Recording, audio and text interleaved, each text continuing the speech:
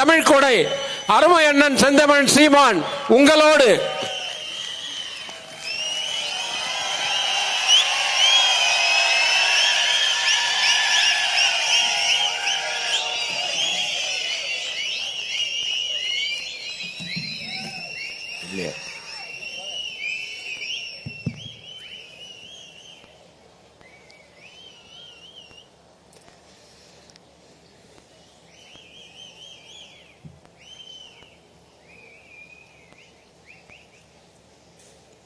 நாம் தமிழர் கட்சி மீனவ பாசறை நடத்துகிற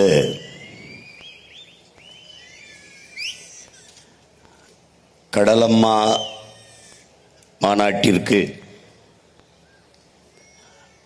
உணர்வு எழுச்சியோடு கூடியிருக்கிற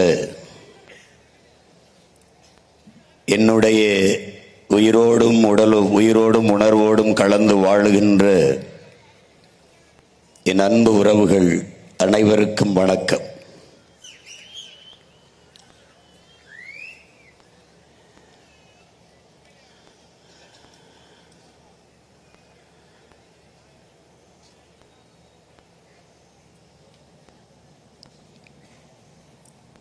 கடல் என்பது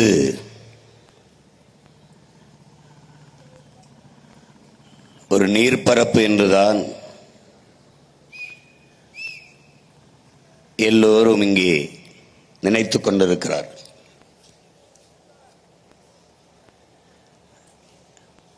கடல் என்றால் என்ன? கடல் இல்லை என்றால் இந்த பூமி என்னாகும் என்கிற அறிவியல் உயிரியல் உண்மையை என்னிலும் இளைய என் தம்பிதங்குகள் அறிந்து கொள்ள வேண்டும் என்பதற்காகவே இந்த கடலம்மா மாநாடு நடத்தப்படுகிறது. தேர்தல் வருகிற நேரத்தில் யார் யாரோடு கூட்டணி வைப்பா, யார் எவ்வளவு பணம் தருவார்கள், யார் எவ்வளவு வெற்றி தருவார்கள், நோட்டு தருவார்கள், சீட்டு தருவார்கள் என்றெல்லாம் இருக்கிற நிலையில் மாட்டோடும் மரத்தோடும் தண்ணீரோடும் கடலோடும் நாம் தமிழர் பிள்ளைகள் பேசிக்கொண்டு வருகிறார்கள்.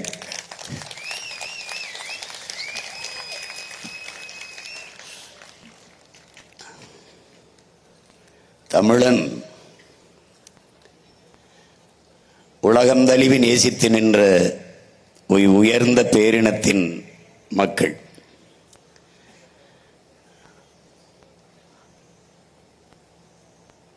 இயற்கையை, உலக உயிர்களை போற்றி கொண்டாடிய ஒரு பேரினத்தின் பிள்ளைகள்.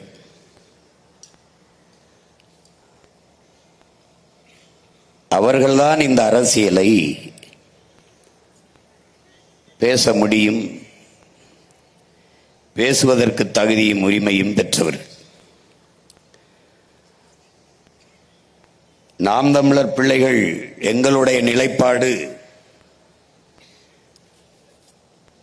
இதையெல்லாம் தெரிந்து கொள்ளாமல் எங்களுக்கு வாக்கு செலுத்தி என்ன ஆகப் போகிறது என்பதுதான்.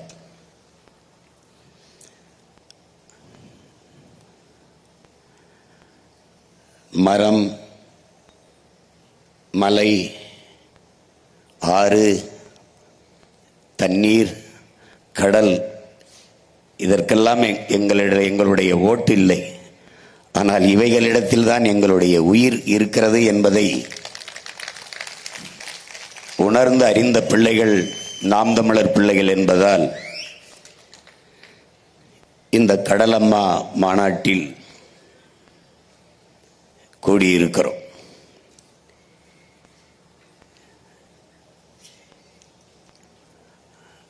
என் அன்பிற்குரிய தம்பி தங்கைகளே, பேரன்பு கொண்டு நான் நேசிக்கின்ற என் அன்பு பெற்றோர்களே, உங்கள் பிள்ளைகள் எடுத்து வைக்கும் இந்த அரசியலை ஆழ்ந்து கவனியுங்கள். ஓட்டுக்கு நிற்கிறவர்கள் இதையெல்லாம் செய்ய மாட்டார்கள். நாட்டுக்காகவும் மக்களுக்காகவும் நிற்கிற பிள்ளைகள் தான் இது போன்ற அரசியலை முன்னெடுப்பார்கள்.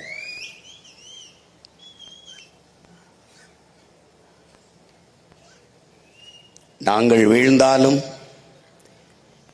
எங்கள் இனம் வாழ்ந்தால் போதும் என்று நின்ற தமிழ் பேரினத்தின் பெருமாவீரன் பிரபாகரன் பிள்ளைகளால் தான் இந்த அரசியலை முன்னெடுக்க முடியும். கடலம்மா மாநாடு ஏன் எதற்கு என்பதை பார்ப்போம். வழக்கமான அரசியல் கூட்டம் போல என் அன்பு தம்பி தங்கைகள், என் அருமை உறவுகள் இதை எண்ணிவிடக்கூடாது. ஒரு அறிவு சார்ந்த ஆக்கப்பூர்வமான பயணம் இது. என்னடா இப்படி படம் போட்டு காட்டுகிறானே என்று நினைக்காதீர்கள். இனி ஒவ்வொரு கூட்டமும் இப்படி படம் போட்டு தான் காட்டப் போகிறோம். எங்கள் ஆட்சியில் கல்வி எப்படி இருக்கும், எங்கள் ஆட்சியில் மருத்துவத்தின் தரம் எப்படி இருக்கும், எங்கள் ஆட்சியில் காவல்துறை எப்படி செயல்படும், எங்கள் ஆட்சியில் வேளாண்மை எப்படி வளர்த்து வார்த்து எடுக்கப்படும், எங்கள் ஆட்சியின் பொருளாதார கொள்கை என்ன, எங்கள் ஆட்சியில் எல்லாருக்கும் எப்படி வேலை வாய்ப்பை கொடுப்போம் என்பதையெல்லாம் போட்டு போட்டு காட்டி, என்னால் பேசினால் ஏதோ கதை விடுகிறோம் என்பார்கள். இங்கே பாருங்கள், நாங்கள் காட்டுகிறோம் சான்றோடு என்று விளக்கி விளக்கி ஒவ்வொன்றையும் நம் மக்களுக்கு திரையிட்டு காட்ட இருக்கிறோம். அதிலே பெருமையோடு உள்ள மகிழ்ச்சியோடும் நெகிழ்ச்சியோடும் இந்த மண்ணிலே கடலம்மா மாநாட்டில் அந்த கடல் தாயின் மகன் நான் நிற்பதில் உண்மையிலேயே மகிழ்ச்சியும் பெருமையும் அடைகிறேன். பாருங்கள், வான்முகந்த ஆதி நீயே ஆழி தாயே கடல் சூழ் உலகு காப்பதே அழகு என்று வான்முகந்த நீர் மலை பொழியவும் மலை பொழிந்த நீர் கடல் பரப்பும் என்று பட்டினைப்பாலை பாடுகிறது. குறிஞ்சியும் மலை சார்ந்த இடமும் குறிஞ்சி, காடும் காடு சார்ந்த இடமும் முல்லை, வயலும் வயல் சார்ந்த இடமும் மருதம், கடலும் கடல் சார்ந்த இடமும் நெய்தல். இதிலே இந்த நெய்தல் நிலம் மனிதகுல வரலாற்றில் 4வது தாய்மடி என்பதை என் அன்பு பிள்ளைகள் அறிந்து கொள்ள வேண்டும். பறந்து விரிந்த கடல் பரப்பில் வாழ்ந்ததாலேயே நாம் பரதவர்கள் என்று அழைக்கப்பட்டோம். மீன் பிடிப்பதாலேயே காரண பெயரால் நாம் மீனவர்கள் என்று அழைக்கப்பட்டோம். நம் குடிப்பெயர் பரதவர்கள் தான். இந்த 4 நிலங்களில் இருந்துதான் இந்த மானுட குலம் உயிர்த்து தலைத்து இன்னைக்கு வளர்ந்து இருக்கிறது. 4வது தாய் நிலம், தாய்மடி நம்முடைய கடலும் கடல் சார்ந்த பரப்பும். 5வது நிலம் பாலை. அது இயற்கை நிலம் அல்ல, செயற்கை நிலம். முல்லையும் குறிஞ்சியின் முறைமையில் திரியின் நிலம் நடுக்குற்று நல்லியல்பு இழந்து பாலையினம் படிமம் கொள்ளும் என்று நம்முடைய பாட்டனார் இளங்கோவடிகள் சிலப்பதிகாரத்திலே பாடி தந்திருக்கிறார். இப்போது கடல் உலகின் முதல் அதிசயம், சப்தமிடும் ரகசியம், கால வெள்ளம் தேங்கி நிற்கும் நீள பள்ளம், வாசிக்க கிடைக்காத வரலாற்றை எல்லாம் தின்று செரித்து நின்று சிரிக்கும் நிஜம் என்கிறார் நம்முடைய கவி பேரரசு வைரமுத்தவர்கள் தண்ணீர் தேசத்திலே. இங்கே இந்த கடல் எப்படி உருவானது? 450 கோடி ஆண்டுகளுக்கு முன்பு சூரியனில் ஏற்பட்ட பெருவெடிப்பின் காரணமாக பிளந்து பிரிந்த துகள்கள் தான். அதில் ஒன்றுதான் இந்த பூமி. அதில் 400 கோடி ஆண்டுகளுக்கு முன்பு சூரியனிலிருந்து வெடிச்சு சிதறும் போது அங்கிருந்து வந்த நீராவி, இந்த பாறைகள், அதுகளில் இருந்து வழிந்து வந்த நீர் முதலில் நெருப்பு துகளாக இருந்து நாளடைவில் மேல்மட்டம் குளிர்ந்து நீர் உருவாகி பிறகு அந்த நீரெல்லாம் ஒரு இடத்தில் சேர்ந்து பெருங்கடலாக உருவாகிறது. இப்படித்தான் கடல் உருவாகிறது. எந்த கோள்களிலும் நீர் கிடையாது. நீர் இருக்கிற இடத்தில் தான் உயிரினம் உருவாகிறது. அது ஹைட்ரஜன் ஆக்சிஜன் H2O, ஹைட்ரஜன் 2 விழுக்காடும் ஆக்சிஜன் 1 விழுக்காடும் கலந்ததால் தான் இந்த நீர் உருவாகுது. அதில் மாறி ஆக்சிஜன் 2 விழுக்காடும் மூச்சுக்காற்று 2 விழுக்காடும் இந்த கார் ஹைட்ரஜன் 1 விழுக்காடும் கலந்தால் நீர் உருவாகாது. அப்ப இயற்கையின் ஒரு பெரும் அதிசய விதி இந்த நீரை உருவாக்குகிறது. எத்தனையோ கோள்கள், ஆனால் ஒன்றில் கூட நீர் இல்லை. பூமி பந்தில் மட்டும்தான் நீர் உருவாகிறது. அதுதான் நம்முடைய கடல் அம்மா. இந்த கடலில் இருந்துதான் என் அன்பு தம்பி தங்கைகளே, இதை பாருங்கள். 350 ஆண்டுகளுக்கு முன்பு ஒரு செல் உயிரி, நீங்கள் படித்திருப்பீர்கள். இதை பிரசவித்த நம் தாய் கடல். அதனால்தான் அவள் கடல் அம்மா. உலக உயிரில் முதல்ல பிரசவித்த தாய் அவதான். அவளுடைய கருப்பையில் தான் இந்த ஒரு செல் உயிரினம் உருவாகிறது. அதை பிரசவித்தவள் கடல். அதனால்தான் அவள் கடல் அம்மா. இதில் இருந்துதான் பல்வேறு படிநிலை மலர்ச்சி மாறி மாறி மாறி, அதை பரிணாமம் என்கிறார்கள், நாம் படிநிலை மலர்ச்சி என்கிறோம். மாறி மாறி ஒவ்வொரு காலகட்டத்திலும் பல ஆயிரம் ஆண்டுகள், பல லட்சம் ஆண்டுகள் அப்படி மாறி மாறி மாறி மாறி பல்வேறு படிநிலைகளில் பல்வேறு வடிவங்களை பெற்று மாறி வருவதை பாருங்கள்.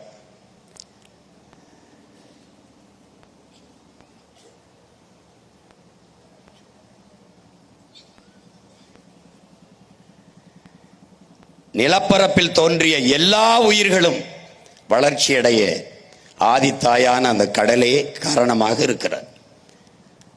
அதனாலேயே அவள் நம்முடைய கடல் அம்மா. படிமலர்ச்சியை பாருங்கள். அடுத்த நிலை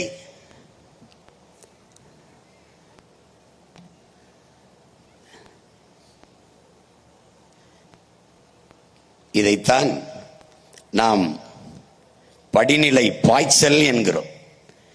உலகில் இத்தனை உயிரினங்கள், எல்லா உயிரினங்களுக்கும் குரல் வளை இருக்கிறது. ஆனால் மனிதனுக்கு மட்டும்தான் இந்த குரல் வளை பேசும் ஆற்றலை பெறுகிறது. இதைத்தான் படிநிலை மலர்ச்சியில் படிநிலையில் பெரும் பாய்ச்சல் என்று அறிவியல் குறிப்பிடுகிறது. இந்த பெரும் பாய்ச்சலை பெற்று இதில் ஆழ்ந்து கவனிக்க வேண்டும். உலகில் எத்தனையோ கோடிக்கணக்கான உயிரினங்கள், இதில் எந்த உயிரினத்தாலும் இந்த இயற்கை அன்னைக்கு பூமி தாய்க்கு அழிவில்லை, பேரிடர் இல்லை. கடைசியாக வந்த சமூக விலங்கு இந்த மனித மிருகத்தால் தான் இந்த பூமி தாய்க்கு இவ்வளவு பெரிய பேரிடரும் அழிவு. இதற்கு காரணம் அவனுடைய ஆசை அல்ல, பேராசை. அளவுக்கு ஆசைப்படாமல் அளவுக்கு அதிகமாக அவன் ஆசைப்பட்டதால் இந்த அழிவை நம் அன்னை எதிர்கொண்டிருக்கிறார். இங்கே தாய் தந்தை பார்க்கிறோம். சூரியன் தந்தை, கடல் நம் அம்மா தாய். இயற்கையின் இருவரின் இணைவிலே நீராவி ஆகி அப்படியே மேலே சென்று மேகமாய் உருமாறி இந்த பூமிக்கு மழையாக கொட்டுகிறது. அப்ப மழையை பிரசவித்த தாய் கடல், தந்தை சூரியன். அதனால்தான் அதை தந்தை என்றும் இதை தாய் என்றும் வணங்குகிறோம். நீங்கள் பார்ப்பீர்கள், ஆழ்கடலில் குளித்து ஆதி தந்தை சூரியனை இன்று வரை வணங்குகிறோம். இன்று வரை கதிரவன் வழிபாடு, ஞாயிறு வழிபாடு இருக்கிறது. அவர்கள் சூரிய நமஸ்காரம் என்கிறார்கள். நாம் சூரிய ஞாயிறு வழிபாடு, கதிரவனை போற்றுவோம் என்பதும். திங்களை போற்று, உங்களுக்கு புரியுதுங்க. ஞாயிறு போற்றுதும் ஞாயிறு போற்றுதும் பாடல் வருவது எல்லாம் பார்க்கிறீர்கள். இந்த மழை பொழியுது. இதைத்தான் நம்முடைய வள்ளுவ பெருமகனார் நீரின்றி அமையாது உலகு என்கிறார். நீர் இல்லை என்றால் புல்லு பூண்டு ஓன்னும் கிடையாது. அப்ப நீரின்றி அமையாது உலகு என்றால் கடலின்றி அமையாது நீர். புரியுதுன்னு நினைக்கிறேன். இப்ப இதயம் துடித்தது பார்த்தீர்கள். உலகத்தின் பூமியின் இதயம் கடல். மனித உடலில் இதயம் எப்படி ரத்தத்தை எல்லா நாளங்களுக்கும் பீச்சி, எல்லா இரத்த நாளங்கள் வழியே எப்படி உடலின் எல்லா உறுப்புகளுக்கும் பீச்சி ரத்தத்தை பம்ப் பண்ணி, அதாவது அழுத்தி தள்ளுகிறாளோ, அப்படி உலகில் எல்லா உயிர்களுக்கும் நீரை, அந்த உயிர்ப்பாலான நீரை பீச்சி தள்ளுபவள் கடல். அதனால் பூமியின் இதயமாக துடித்துக் கொண்டிருப்பது கடலம்மா. அவள் இல்லை என்றால் ஒண்ணுமில்லை. 70 விழுக்காடு கடல்தான். என் அன்பு தம்பி தங்கைகள் புரிந்து கொள்ள வேண்டும். இந்த பூமியில் 70 விழுக்காடு நீரால் நிரம்பி இருக்கிறது. மீதி 30 விழுக்காடு தான் தரை பகுதி. அதிலே 1/3 காடு இருக்க வேண்டும். அப்படி என்றால் 20 விழுக்காடு தான் நிலப்பரப்பு. அந்த 20 விழுக்காட்டு நிலப்பரப்பில் வாழ்கிற இந்த மனித பதர்களால் தான் இவ்வளவு சிக்கல் இந்த பூமிக்கு வருகிறது. காட்டுல வாழ்ற விலங்குகளால ஒரு பிரச்சனையும் இல்ல, கடலுக்குள் இருக்கிற உயிரினங்களால ஒரு பிரச்சனையும் இல்ல. தரையில 20 விழுக்காட்டு தரையில் வாழ்கிற இந்த தற்குறி கூட்டத்தால தான் இவ்வளவு பிரச்சனை வருது.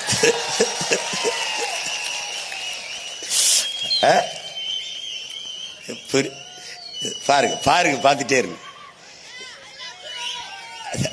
மீட்டோ. எனவே இந்த பூமி பந்து 70 விழுக்காடு நீரால் சூழப்பட்டிருக்கிறது. இதை ஆழ்ந்து என் அன்பு பிள்ளைகள், 100 கோடியே 36 லட்சம் கியூபிக் கிலோமீட்டர் இந்த நீர் பரப்பு, அதான் கடல் பரப்பு. 100 கோடியே 36 லட்சம் கியூபிக் கிலோமீட்டர். இந்த நீல நிறமாக இது இருப்பதற்கு காரணம், உங்களுக்கு பூமி எல்லாமே கடல் முழுக்க நீளமா இருக்கிறதுக்கு காரணம், வானம் எல்லாம் நீளமா இருக்கிறது காரணம், அந்த நீளத்தினுடைய ஆதிக்கம் பெரிய அளவு. பூமியில் 3/4 பங்கு கடலால் சூழப்பட்டிருக்கிறதுனால, அது நீளமா இருக்கிறதுனால மொத்தமா வானம் எல்லாமே நீளமா இருக்கு. அது போக பார்ப்போம் ஏன் நீளமா இருக்குதுன்னு பார்ப்போம். கடல் நீர் ஏன் உப்பு கரிக்கிறதுன்னு பார்க்கணும். இந்த கடல் உப்பு கரிக்கிறதுக்கு இது கடல்ல தண்ணி உப்பு கரிச்சு விட்டு போல, கொட்டி விட்டு போல, தரையில் இருக்கிற இந்த பாறை பாருங்க, பாறை மணல், இதுல இருந்துதான் அப்படியே போய் தண்ணியில உப்பு கலக்குது. இங்க பாருங்க, இதுல இருந்துதான் உப்பு போகுது, அங்க உப்பு இல்ல. ஆனால் அந்த மண் இந்த பாறை மண்ணில் குறைந்த அளவு உப்பு தான் இருக்குது.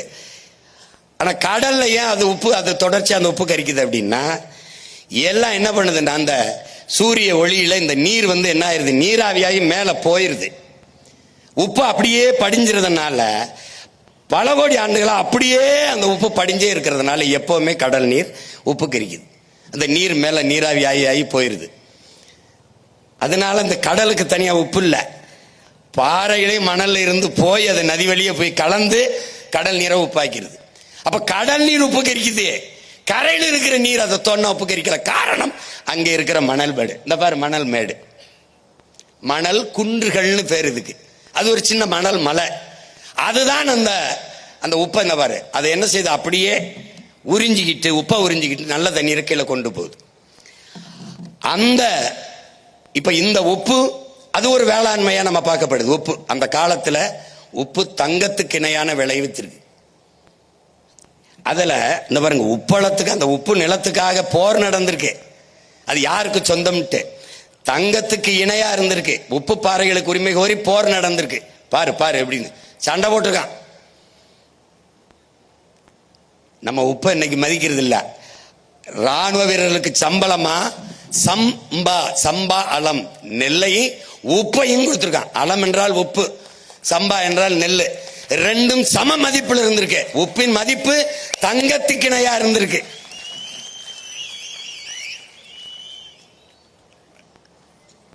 அப்ப இனிமே உப்பு வியாபாரிய தங்க வியாபாரி மாதிரி நீ பார்க்கணும். அதுக்கா உப்பில்லாத பண்டம் குப்பையில் இருக்கா நம்ம முன்னோர்கள்.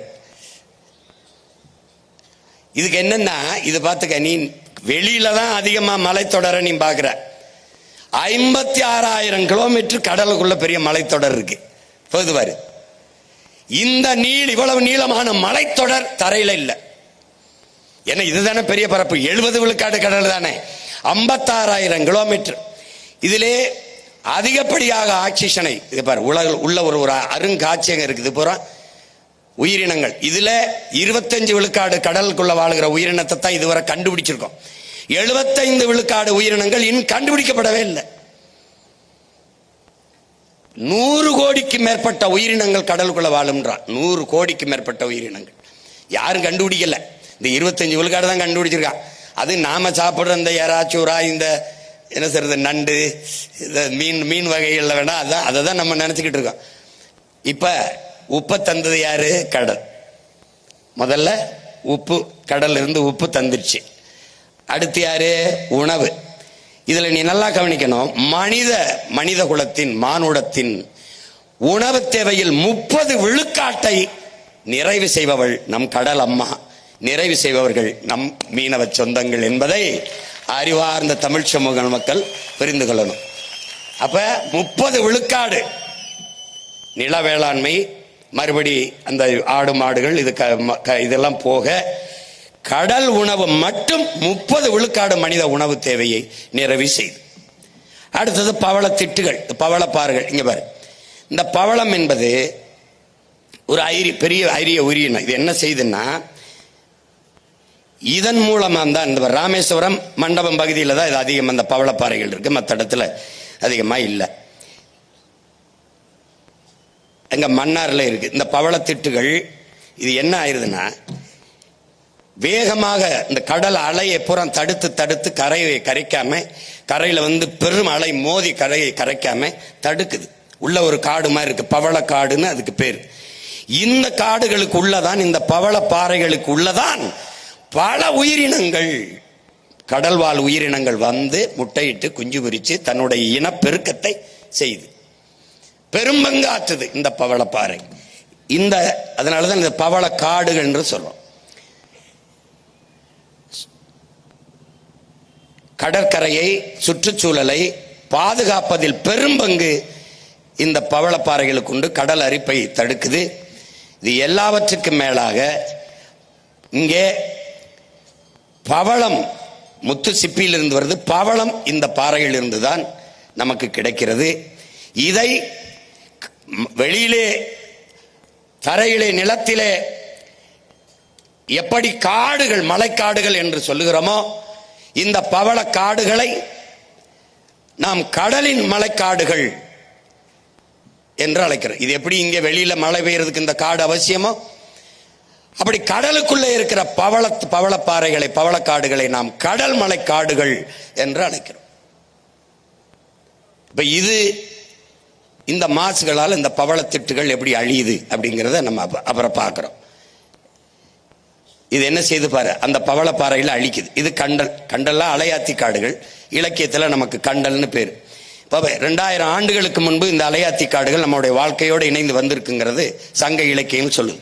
இந்த கண்டல், இந்த அலையாத்தி காடுகள் கடலுக்கும் நிலப்பரப்புக்கும் இடையே, நீர்ப்பரப்பு கடலுக்கும் நிலப்பரப்புக்கும் இடையே இருக்கிற ஆறுகளில், கரையோரங்களில் இந்த அலையாத்தி காடுகள் இருக்குது. இந்த அலையாத்தி காடுகளின் சிறப்பு என்ன அப்படின்னு பாத்தீங்கன்னா, எல்லா உயிரினமும், எல்லா செடி கொடி மரமும் நன்னீரில் தான் வளரும். உப்பு நீரை உட்கொண்டு வளராது, உப்பு நீரில் வளராது. ஆனால் உலகிலேயே உப்பு நீரில் வளர்ந்து வாழ்கிற ஒரே செடி இந்த அலையாத்தி காடுகள் தான். இது பெரும் அதிசயம். இந்த அலையாத்தி காடுகள் அந்த கரையோரங்களில் இருக்கிற பல உயிரினங்களின் ஒரு கூட்டு தொகுப்பு அலையாத்தி காடு. இதுல பவளப்பாறை எப்படி பணியை செய்கிறதோ அப்படி வேகமாக அந்த கடல் பெரும் அலைகள் கரையை அரிக்காமல், கடற்கரையை அழிவை சந்திக்காமல் வாழுகிற அந்த இடத்தில் அது பெரிய அரணாக இருந்து அலையை ஆத்தி அலையை, அந்த வேகத்தை கட்டிப்படுத்துவதாலேயே அது அலையாத்தி காடு என்று காரண பெயரால் அழைக்கப்படுகிறது. ஆனால் அதற்கு இலக்கிய பெயர் கண்டல் தான். அதுதான் அதற்கு பெயர். அலையை ஆத்துவதால், நீரை ஆத்திரம், பாலை ஆத்திரம், சூடா இருக்கிற தேநீரை ஆத்திரம், அது மாதிரி வேகமாக வருகிற அலையை ஆத்துது. அதனால அலை ஆத்தி அது காடு. இப்ப இந்த அலையாத்தி காடுகளில் இருக்கிறது என்னன்னா, எப்படி பவளக்காடுகளில், பவளப்பாறைகளில் கடலுக்குள் வாழ்கிற பல உயிரினங்கள், மீன், நண்டு, நத்தை எல்லாம் வந்து அதுல முட்டையிட்டு குஞ்சு பொரிக்குதோ, அப்படி இந்த அலையாத்தி காடுகளின் வேர்களில் வந்து இறால், நண்டு போன்ற மீன் வகைகள் வந்து அங்கேயே தங்கி முட்டையிட்டு குஞ்சு பொரிச்சு தன்னுடைய இனப்பெருக்கத்தை செய்து. அப்போ அலையாத்தி காடுகளின் பங்கு பாரு. நண்டு இந்த வேருக்குள்ள போறத பாரு, இதுக்குள்ளதான் வாழுது. இந்த இயற்கையின் சீற்றங்களால இந்த கடற்கரை கிராமங்களை அழியாமல் பார்த்துக் கொள்வதில் பெரும் பங்கு இந்த அலையாத்தி காடுகளுக்கு இருக்கு. இப்ப இந்த அலையாத்தி காடுகள் அழிவதை நீ பார்க்கிற. இதற்கு காரணம் என்ன உனக்கு தெரியும். நச்சு கழிவுகளை கொட்டுவது, இது ஒரு பொருட்டாவே நீ நினைக்கிறது இல்லை. அலையாத்தி காடு அது ஏதோ ஒரு செடி, ஒன்னத்துக்கு உதவாத ஒரு செடின்னு நினைக்கிற. உனக்கு இதெல்லாம் எப்படி வரணும்? உனக்கு பூக்கணும், காய்க்கணும், பழங்கள் தொங்கணும், அதை தான் நீ மரம், அதை தான் செடின்னு நினைப்ப. இதை நீ இது பொருட்டா கருதுறது இல்லை. அது செத்துச்சுன்னு வச்சுக்க, மொத்தமா நீ செத்துருவாங்கிறத உனக்கு காலை உணர்த்தும். அப்புறம் நீ என்னை தேடுவேன், இங்க பாரு, தேடுவேன்.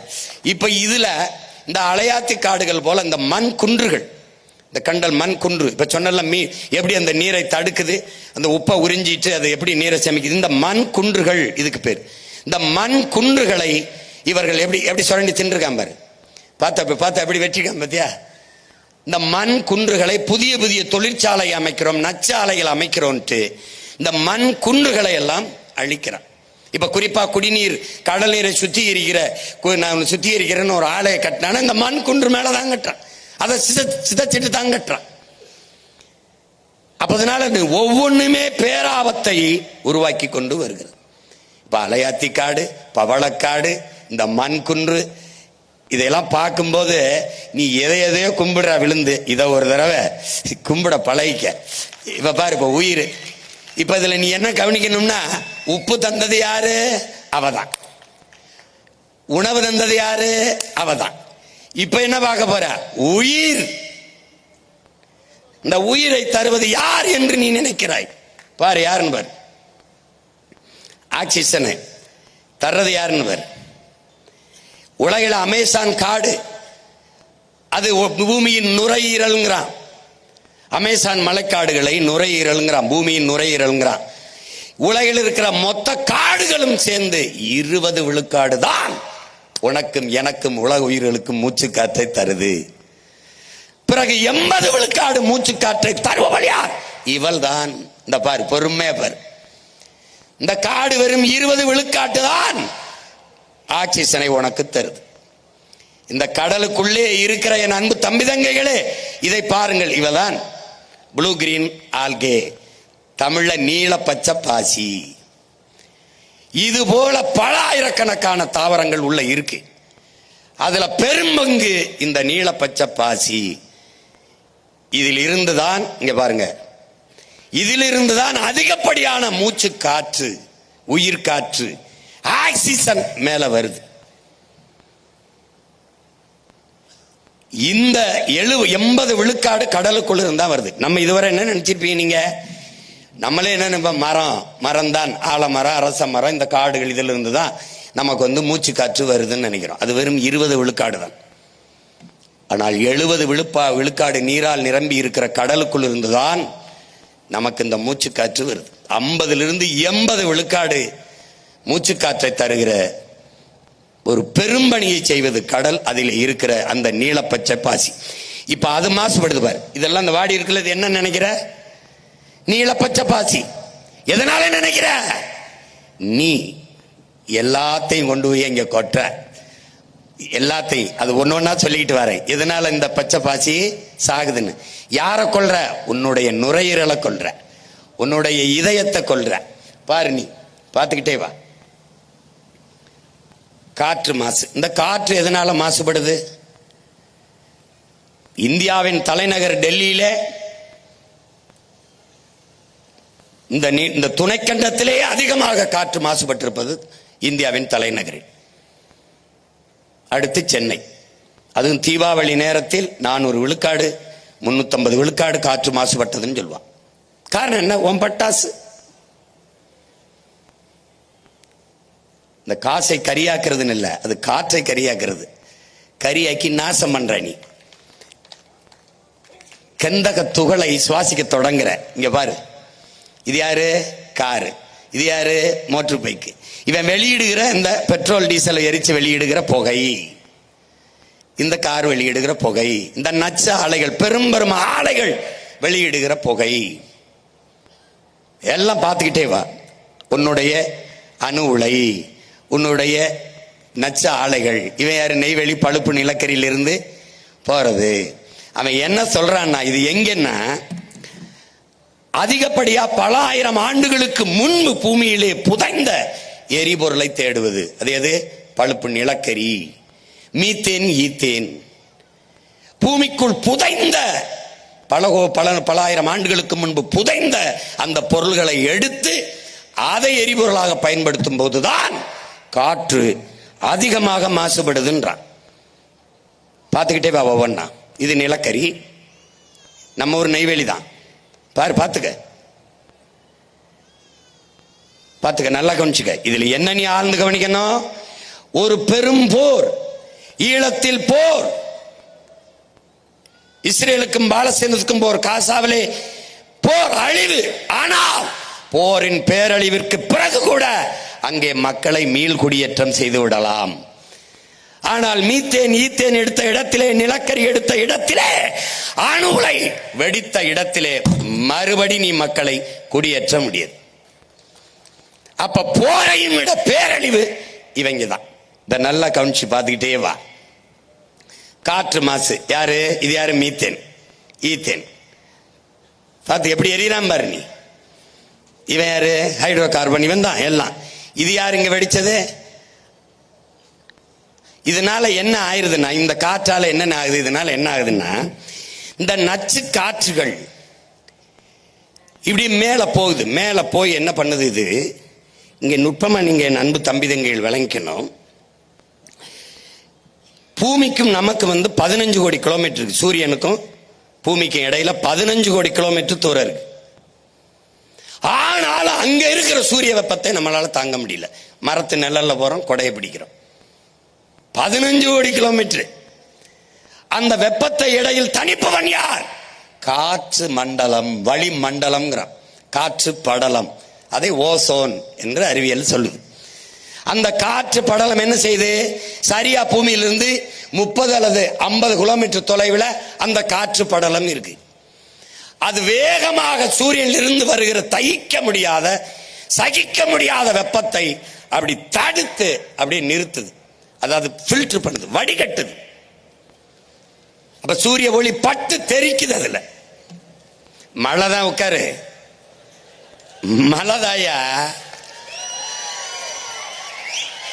ஏய், கடலம்மா பேசும்போது மழை பெய்யலைன்னா அப்புறம் என்னடா இருக்கு? கடலுக்கு என்னடா மரியாதை இருக்கு?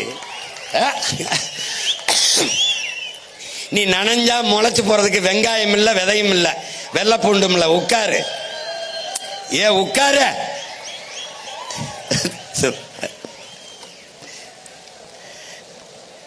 டேய்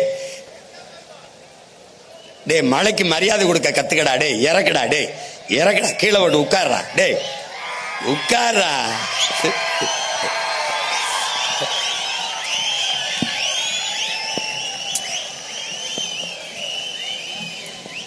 ஒரு தொப்பிதான்.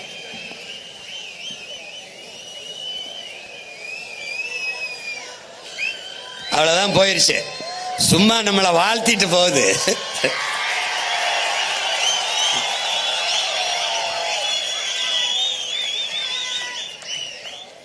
டேய் இதெல்லாம் தூக்காதரா. மாநாட்டுக்கு மரியாதை இல்லடா. கடலை பேசுறோம், மழைய பேசுறோம், இப்படி தூக்கி உட்கார்றா. முதல்ல வச்சுக்க தேவை.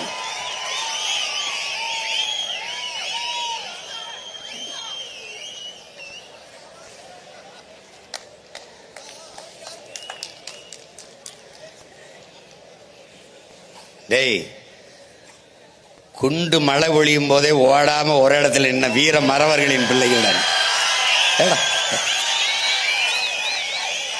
குளிர் குளிர் மழைக்காடா நம்ம களைஞ்சு போயிருவோம்.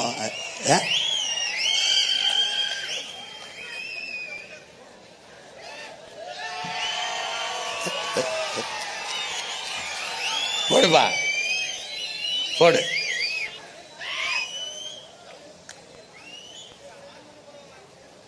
அங்க போடு போடு.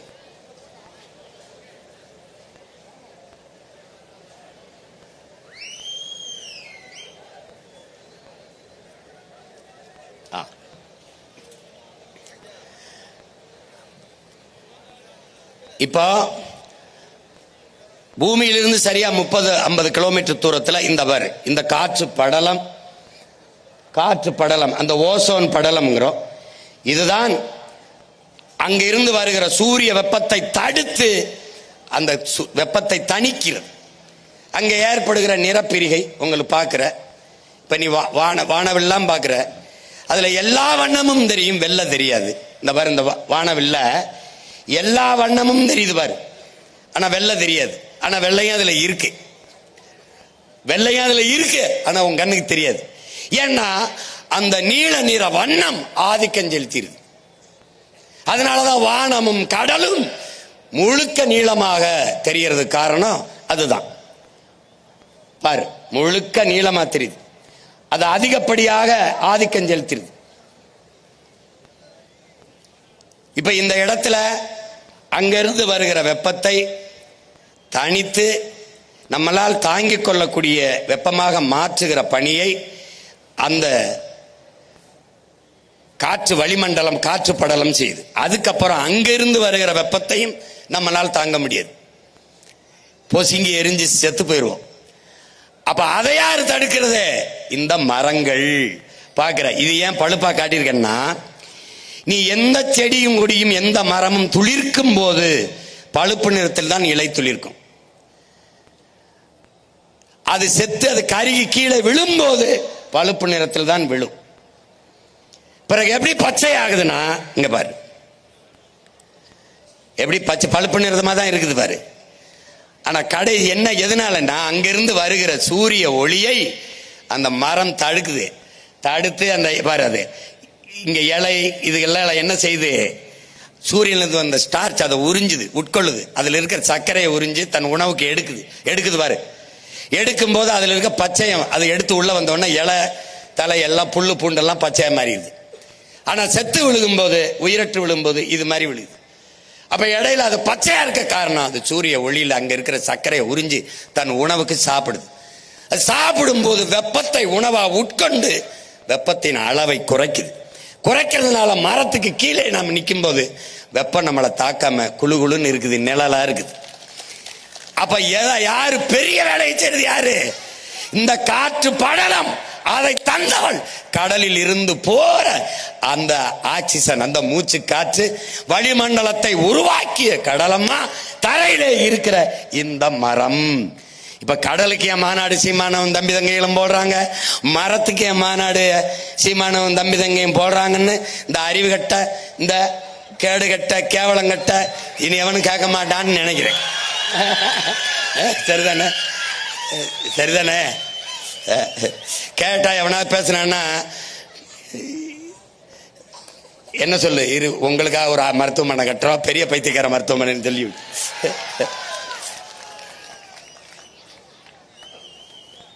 இப்ப இந்த காடுகள் இது என்ன செய்யுதுன்னா, புவி வெப்பமாகறனால என்ன நமக்கு பிரச்சனை அப்படிங்கிறத நீ பார்த்துக்கணும்.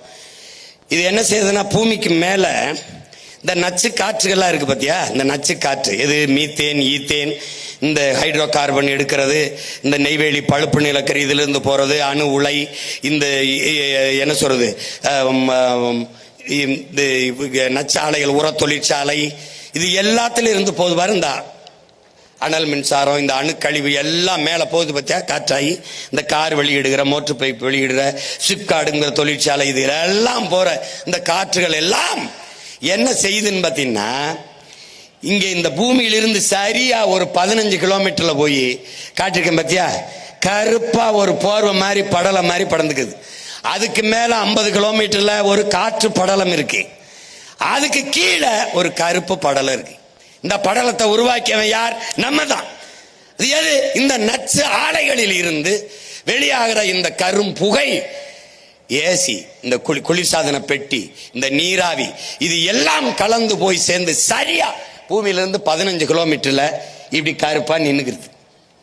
இதனால என்ன பிரச்சனை என்ன பிரச்சனைனா, சூரியனிலிருந்து வருகிற வெப்பம், பகலில் இருக்கிற வெப்பம் இரவில் நீல அலை கதிர்களாக மேலெழுந்து சென்று போய் குளிர்ந்துருது. ஆனால் இந்த பகலில் வருகிற சூரிய வெப்பம் இரவில் நீலலை கதிர்களாக மேலே எழுந்து செல்கிற போது அதை மேலே போக விடாமல் இந்த கருப்பு போர்வை போட்டு போர்த்தியதை போல இந்த புகை, இந்த படலம் என்ன செய்து, இந்த தூசிகளால், இந்த நச்சு புகைகளால் உருவான படலம் திருப்பி பூமிக்கு அனுப்பிடுது. நன்கு என் தம்பி தங்கைகள், என் பேரன்பு மிக்க பெற்றோர்கள் புரிந்துக்கணும். இது பூமிக்கு திருப்பி அனுப்புறதுனால என்ன ஆயிருதுன்னா, இந்த வெப்பம் மேலே போகாமல் பூமியிலே நிரந்தரமாக தங்கி விடுவதால் பூமி வெப்பமாகிறது, புவி வெப்பமாகிறது. புரிஞ்சிச்சா? இந்த புவி வெப்பமாவதால் என்னென்ன பிரச்சனை? பருவ நிலை, கால நிலை மாறிடுது. அதனால என்னென்ன பிரச்சனை இப்ப பாரு. காலநிலை,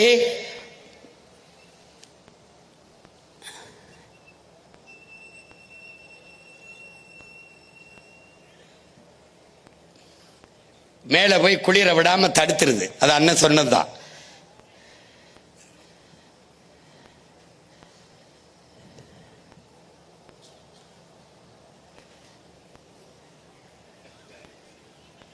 இப்ப பாரு, புவி வெப்பமாவதால் என்னென்ன பிரச்சனைன்னு நீ கேட்கும்போது உனக்கு விளக்குறேன் பாரு அண்ணன். இந்த பூமி வெப்பமாகிறதுனால இப்ப என்ன செய்யுது, பூமியில பெரும்பங்கு யாரு? கடல் நீர். அது கொதிக்க ஆரம்பிக்குது, அது வெப்பமாகுது.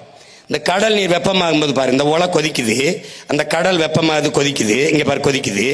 இப்ப நீ என்ன புரிஞ்சுக்கணும்னா, இந்த வெந்நீர்ல ஒரு உயிரோட ஒரு மீனையோ ஒரு எதையோ ஒன்று போட்டினா என்ன போகும்? செத்து போகும். அப்போ கடல் அளவுக்கு அதிகமாக கொதிக்கும் போது என்ன ஆயிருது? கடலுக்குள்ள இருக்கிற பல கோடிக்கணக்கான உயிரினங்கள் செத்து போகுது. அதுல நமக்கு மூச்சு காற்றை தருகிற செடிகளும், அந்த நீல பச்சை பாசி, அந்த மாதிரி போகலாம், அதுவும் செத்து போகுது. அளவுக்கு அதிகமான வெப்பம். இப்ப புவி வெப்பமாகுதுனால பருவநிலை மாறுவதால காற்று அழுத்தம் உருவாகுது. இந்த உருவாகுது பாத்தியா? உருவாவதுனால என்ன பிரச்சனை என்றால், பருவமழை என்ற ஒன்று இல்லாம போயிருது.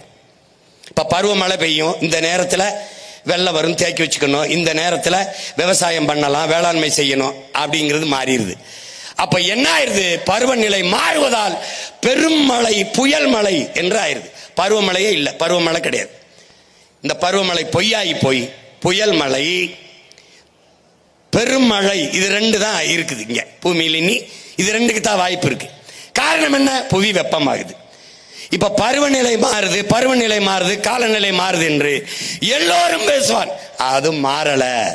மாற்றினது யார்? இந்த மனித பதர்கள் தான். இதை நல்லா விளக்கணும். அதை மாற்றினவன் நாம் தான். அது மாறல. இப்ப எப்படி ஓலை கொதிக்குதோ, கீழே அடுப்பை எரிச்சு நெருப்பை எரிக்கும் போது மேலே வந்த பானையில ஊத்தி வச்ச தண்ணீர் நெருப்பு தாங்காமல் கொதிச்சு பொங்கி கீழே விழுதோ, அப்படி வெப்பம் தாழாமல் கடல் பொங்கி மேலே எழுந்து ஒரு நாள் வரும். எப்படி பானையில கொட்டுச்சோ அப்படி வரும். வரும்போது என்ன ஆகும்னா, 70 விழுக்காட்டு கடல் நீர் பொங்கி 30 விழுக்காட்டு நிலப்பரப்பில் வரும்போது தரையில் இருந்து சரியா 3 கிலோமீட்டருக்கு தண்ணி தான் இருக்கும். இப்ப நான் சொல்றது நடக்குமா நடக்காதுன்னு நினைக்கிறேன். நடக்கும். பார்க்க நான் இருக்கணும், நீ இருக்கியோ இல்லையா, ஒரு நாள் நடக்கும். அப்ப என்ன சொல்லணும்? Be careful. பாருங்க பாரு, இப்ப கொந்தளிச்சு வருது பாரு. இது நம்ம ஐயா ஒரிசா பாலு, ஒரு கடல்சார் ஆய்வாளர், நம்ம ஐயா இறந்துட்டாங்க. இவங்க என்ன சொல்றாங்க? ஏற்கனவே நம்முடைய சொல்லிருக்க பகுருளி ஆற்றனன் பல்மலை அடுக்கத்து குமரிக்கோடும் கொடுங்கடல் கொள்ள, நம்முடைய பாட்டனார் இளங்கோவடிகள் சிலப்பதிகாரத்தில் பாடியிருக்காரு. ஏற்கனவே பகுருளி ஆற்றுடன் பல்மலை அடுக்கத்து குமரிக்கோடும் கொடுங்கடல் கொள்ள, கடல் கொன்றுச்சு, குமரி கண்டம்னு ஒண்ணு கடல் கொன்றுச்சுங்கிறாங்க. இப்ப அது மாதிரி எங்கேயாவது நடந்திருக்கான்னா, இந்த கீழடியில் உனக்கு 2600 ஆண்டுக்கு முன்னாடி இருந்து தோன்றான் பூம்புகாருக்குள் பெரிய கடல்கோள் நகரம் இருக்குன்றார். அதுக்கு சான்று ஐயா நம்ம ஐயா ஒரிசா பால் அவர்கள் காட்டியிருக்காங்க. உள்ளுக்குள்ள கடலுக்குள்ள ஒரு பெருநகரம் மூழ்கி இருக்குடான்னு. அது போல ஒரு ஆழி பேரலை வந்ததே உன்னால தாங்க முடியல. அப்ப கடல் பொங்கி வெளியில் வரும்போது 70 விழுக்காட்டு நீர், நீ 30 விழுக்காட்டு நிலப்பரப்பு, அவள் மூடினால் 3 கிலோமீட்டர் உயரத்திற்கு நீரால் நீ மூழ்கடிக்கப்படுவாய். அதுதான் இது. இப்ப இது என்னன்னா, இந்த இதுல என்ன கொடுமைனா, இந்திய நிலப்பரப்புல அதிகப்படியா 81 விழுக்காடு நிலக்கரி மீத்தேன் ஈத்தேன் தமிழ்நாட்டில் தான் இருக்கு. இது காரணம், பன்னெடுங்காலமாக பல ஆயிரம் ஆண்டுகளுக்கு முன்பு வாழ்ந்த மூதாதை இதற்குள் வாழ்ந்து அதுக்குள்ளே பூமிக்குள்ளே புதைந்து போன மரம், செடி, கொடிகள், இலை, தலைகள் எல்லாம் மக்கி மண்ணோடு மண்ணாக புதைந்து வெப்பத்தாலும் அழுத்தத்தாலும் கரியாகி மாறுது. அது நிலக்கரி. அந்த கரியின் இடுக்குள்ளே ஒரு காற்று உருவாகிறது. அந்த வெடிப்புக்குள்ளே தேங்கி நிற்கிற காற்று எரி காற்று, அதுதான் மீத்தேன் ஈத்தேன் ஹைட்ரோ கார்பன் என்று சொல்லப்படுது. அப்ப அதை எடுக்கிறதுக்கு என்ன பண்ணணும்? பூமிக்குள்ள குழாயை போட்டு அந்த காற்றை உறிஞ்சுவதற்கு அங்கே இருக்கிற நீரை உறிஞ்சி வெளியில ஊத்தணும். வெளியில ஊத்தி விட்டு அந்த காற்றை உறிஞ்சணும். இப்படிதான் மீத்தேன் எடுத்துக்கிட்டு இருக்கான். நீ வெளியில பார்க்கும்போது ஒரே ஒரு குழாயை பார்க்கிறாய், ஒரே ஒரு குழாயை. நீ ஒரே ஒரு அடிமரத்தை பார்க்கிறாய், ஆனால் வேற நீ பார்க்க முடியாது. ஆனால் பலாயிரக்கணக்கான வேர்களை அந்த மரம் விட்டுவிடும்.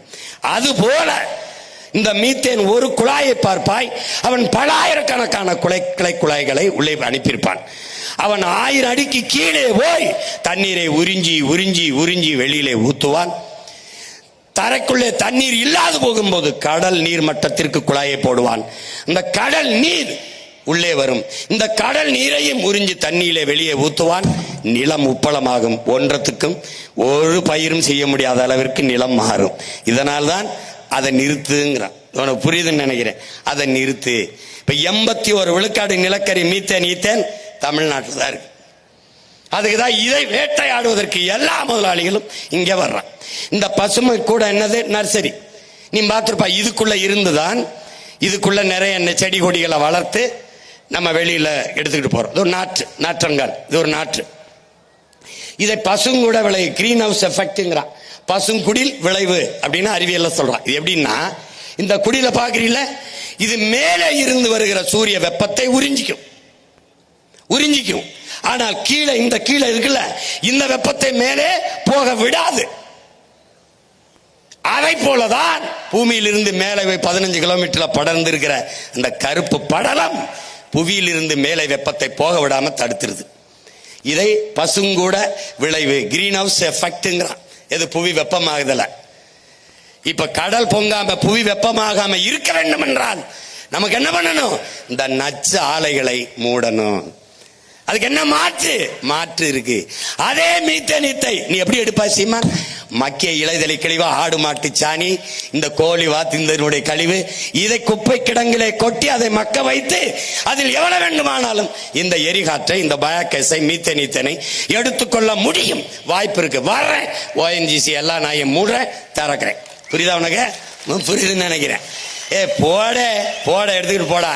அது அப்ப பூமியை வெப்பமடைய விடாமல் தடுக்க இருக்கிற வாய்ப்பு மரங்களை வளர்ப்பது. நீ வெயில் அடித்தால் கொடை பிடிக்கிறாய். பூமி தாய்க்கு வெப்பம், கொடை பிடிக்க வேண்டும். என்ன குடை? பச்சை குடை. அது என்ன குடை? மரம். அப்ப 10 ஆண்டுகளில் பிரபாகரன் மகன், இயற்கை தாயின் பிள்ளை, என் தாய் நிலத்தை பச்சை போர்வையால் 10 ஆண்டு பசுமை திட்டத்தில் போர்த்துறேன். நீ பாரு, நான் செய்யறேன் இல்லையான்னு மட்டும் பாரு. உறுதியா செய்யறோம். உனக்கு புரியுதா? இப்ப அடுத்து இது பசுங்கூட விளைவு பார்த்துட்டேன். இதெல்லாம் அதேதான். மேல போய் கருப்பு போர்வையா இருந்துகிட்டு அது வெப்பத்தை மேல போக விடாம பூமிக்குள்ளே இறக்குதுங்கிறதா இது. அதான் சொல்லுது. இந்த காடுகளை அழித்தல், எதுக்கு அழிக்கிறோம் ஏன் அழிக்கிறோம் தெரியாது, அவன் பாட்டு செஞ்சிட்டு இருப்பான். இதுவால் தான் புவியின் வெப்பம் அதிகரிக்குதுங்கிறத சொல்லுது.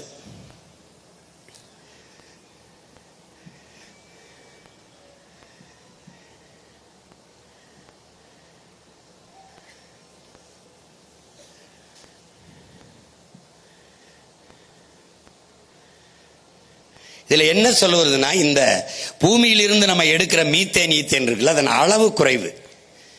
அந்த மீத்தேன் ஈத்தேனின் பயனும் வாழ்நாளும் குறைவு. அது எவ்வளவு தூரம் பயன்படும்னா கொஞ்சம் தான். அதனுடைய வாழ்நாள் இருக்குல்ல, ஆயுள் இருக்குல்ல, அதுவும் குறைவு தான். ஆனால் அதனால் ஏற்படுகிற தீமை பின்விளைவு ரொம்ப அதிகம். அந்த மீத்தேன் ஈத்தேன் இந்த பூமிக்குள் இருந்து பல ஆண்டுகளுக்கு முன்னாடி புதைந்திருக்கிற அந்த மூலப்பொருளை எடுத்து ஏற்படுத்துகிற உருவாக்குகிற எரிகாற்று தயாரிக்கிற இந்த மீத்தேன் ஈத்தேன் இதுல இருந்து வருகிற நச்சு காற்று தான் காற்று மாசுதான் மிக அதிகம்ங்கிறான். அப்ப இதனால் ஏற்படுகிற பின்விளைவு தீமை தான் மிக அதிகம்ங்கிறான். அப்ப முதல்ல இதை கை வைக்கணும். இந்த அயோக்கிய பயலாம் மூடிட்டு மாற்று. சிங்கப்பூர் ஒரு சின்ன நாடு இதே மீத்தேன் ஈத்தேனை மக்கிய மரக்கழிவில் இருந்து எடுக்குது. நம்முடைய அப்பா நம்மால் வரவர்கள் ஆடு மாட்டு சாணத்தில் இருந்து எவ்வளவு வேண்டுமானாலும் பயோகேஸ் எடுக்கலாம். என்னுடைய தம்பி மன்னார்குடியிலே மனித கழிவு ஆடு மாட்டு கழிவில் இருந்து பயோகேஸ் இந்த எரிகாற்றை எடுத்து வீட்டுக்கு அம்மாவுக்கு அடிப்பெருக்க கொடுக்கிறான், மின் விளக்கு பொருத்துகிறான், அவனுடைய உந்தூரிலேயே ஓட்டி செல்கிறான். என்ன காட்சி இருக்கு, நான் போடுறேன். அவன் வீட்டில் செய்யறான், உங்க பிள்ளை நான் நாட்டில் செய்யறேன்றேன். இவ்வளவுதான், இவ்வளவுதான். புரிஞ்சிருச்சுன்னு நினைக்கிறேன். பார்த்துக்கிட்டே வா.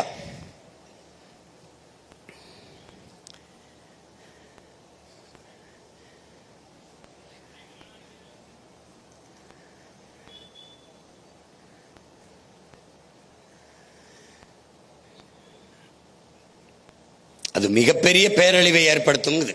இப்ப என்ன சொல்ல வருதுன்னா, அது உன்னால இந்த கடல்ல இருக்கிற இப்ப நீ ஒரு காடை வெட்டி அழிச்சிட்ட, நான் நட்டு வச்சு வளர்த்துடலாம், உனக்கு புரியுதுன்னு நினைக்கிறேன். இப்ப தண்ணியை உறிஞ்சி வித்துற, நான் தடை பண்ணிட்டு தண்ணீரை சேமிச்சு வச்சுட்டு செத்துருவேன். ஆனால் கடலுக்குள்ள இருக்கிற பவளப்பாறையவோ அந்த நீலப்பச்சை பாசியவோ உன்னால என்னால ஒன்னு உருவாக்க முடியாது. அப்ப என்ன செய்யணும், மிக கவனமா கடல் அம்மாவை நம்ம பார்த்துக்கணும். உன்னைய பெற்ற தாய் என்னைய பெற்றாள், உன் தாயை ஒருத்தி பெற்றாள், உலக எல்லா உயிர்களையும் பெற்ற தாய் இவதாங்கிறத நீ கவனத்தில் வச்சுக்கணும். அப்ப அவளை எவ்வளவு தூரம் போற்றணும் பார்த்துக்க. சும்மா வெறும் வெற்று வார்த்தையில கடலம்மா இல்ல. அவளை ஏண்டா ஒரு எல்லாவற்றையும் கொடுக்கிறவனை ஏண்டா கருணை கடல்னு சொல்றான். கருணையோடு எல்லாவற்றையும் கொடுக்கிற ஒன்று இருக்குன்னா உலகத்துல கடல் தான். அதனாலதான் கருணை கடலே என்று சொல்றோம். அப்ப அது அப்படின்னா அவ யாருன்னு நீ பாத்துக்க. இப்ப கடல் நெகிழி இந்த மாதிரி பாரு. இதுல நீ என்ன கவனிக்கணும்னா, கடல் எதனால மாசுபடுது, காற்று எப்படி மாசுபடுது பார்த்துட்ட. காற்று மாசால என்ன, புவி வெப்பமாகுது. புவி வெப்பமால என்ன, கடல் கொதிக்குது.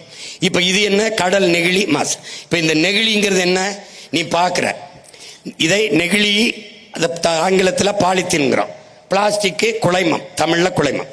இவை ரெண்டையும் இதனால ஒழிக்க முடியுமா, முடியாது. 4 நூற்றாண்டுக்கு முன்னாடி நம்ம இந்த பிளாஸ்டிக் இந்த நெகிழி குப்பையில் இருந்தோமா, இந்த பை இருந்துச்சா, நம்ம அம்மா கையில பிளாஸ்டிக் கொடை இருந்துச்சா, இந்த நாற்காலியில் தான் உட்கார்ந்து இருந்தியா நீ, இது இல்லாம நம்ம வாழ்ந்தது இல்லையா? அப்போ இதை தடை செய்யாமல் கிளீன் இந்தியாங்கிறது எவ்வளவு பெரிய ஏமாற்று என்பதை நீ பார்க்கணும். இப்ப இந்த நெகிழி குப்பை பாரு, டே உன்னால நம்ப முடியுதா பாரு, இது மண்ணோடு மண்ணா மக்கி போக 50,000 ஆண்டுங்கிறான் ஒருத்தன், 5 லட்சம் ஆண்டுங்கிறான் ஒருத்தன், 50 லட்சம் ஆண்டுங்கிறான் ஒருத்தன். இதுல இருந்து என்ன தெரியுது, எவனும் பார்த்ததில்ல, பார்க்க போறதும் இல்ல, பார்க்கறதுக்கு இருக்க போறதும் இல்லை, யாருக்கும் தெரியல மண்ணோடு மக்கி போறதுக்கு. அதுல என்ன சொல்றான், பூமியை அழிக்க அணுகுண்டு போட தேவையில்லை, பிளாஸ்டிக் பாலித்தீனே போதுங்கிறான். அணுகுண்டு உடனே அழிவை தரும், இது கொஞ்சம் கொஞ்சமாக அழிவை தரும், ஆனால் உறுதியாக அழிவை தரும். பார், இப்போ இந்த நெகிழி குப்பையை பார்த்துக்க, எங்க போகுது பாரு. நீ எங்கே போட்டாலும், தரையில் எங்கே போட்டாலும் இறுதியாக போய் சேர இடம் உன் தாயின் மடிதான். நல்லா கவனி, பார்த்துக்க. கடலுக்குள்ள என்ன இருக்குன்னு பார்த்துக்க, எங்க போய்கிட்டு இருக்குன்னு பாரு. இதுல என்ன சொல்றாரு நம்முடைய ஐயா கவிப்பேரரசு வைரமுத்து, ஆழி ஆழி நெகிழியின் அகழியாக மாறிவிட்டதுங்கிறதுல. நதியில் எங்கே நீர் ஓடுகிறது? நெகிழிதான் ஓடுகிறது. கடலுக்குள் மீனின் எண்ணிக்கையை விட நெகிழியின் எண்ணிக்கை அதிகமாகிவிட்டதுங்கிறது. இந்திய நிலப்பரப்பு எவ்வளவு பெரிது? இந்த இந்திய நிலப்பரப்பை போல 3 மடங்கு கடலுக்குள் பிளாஸ்டிக் நெகிழி குப்பைகள் கிடக்கிறதுங்கிறது. இந்த பிளாஸ்டிக் நெகிழி குப்பைகளை போட்டு கடலை மூடிவிட்டால் அதில் மிக அத்தியாவசியமான அவசியமான உயிரினங்களான பவளப்பாறைகள், இந்த நீலப்பச்சை பாசி போன்ற அந்த உயிர்காற்றை தருகிற செடிகள் எல்லாம் அழிவை சந்திக்கும் போது பூமி அழிவை சந்திப்பதை தவிர வேறு வழி இல்லை. இதை விளக்குவதற்குத்தான் உங்கள் உடன் பிறந்தவன் இந்த கடலம்மா மாநாடை போட்டு, அது நான் பேசினால் உங்களுக்கு எங்க புரியாது போய்விடுமோ என்று பயந்து படம் போட்டு போட்டு காட்டிக்கிட்டு இருக்கேன். ஏன்னா நீ படம் காட்டுறவனுக்கு போய் படங்க இது ஆடல் வாடல் படம் இல்ல, ரொம்ப அவசியமான அர்த்தமுள்ள படம்.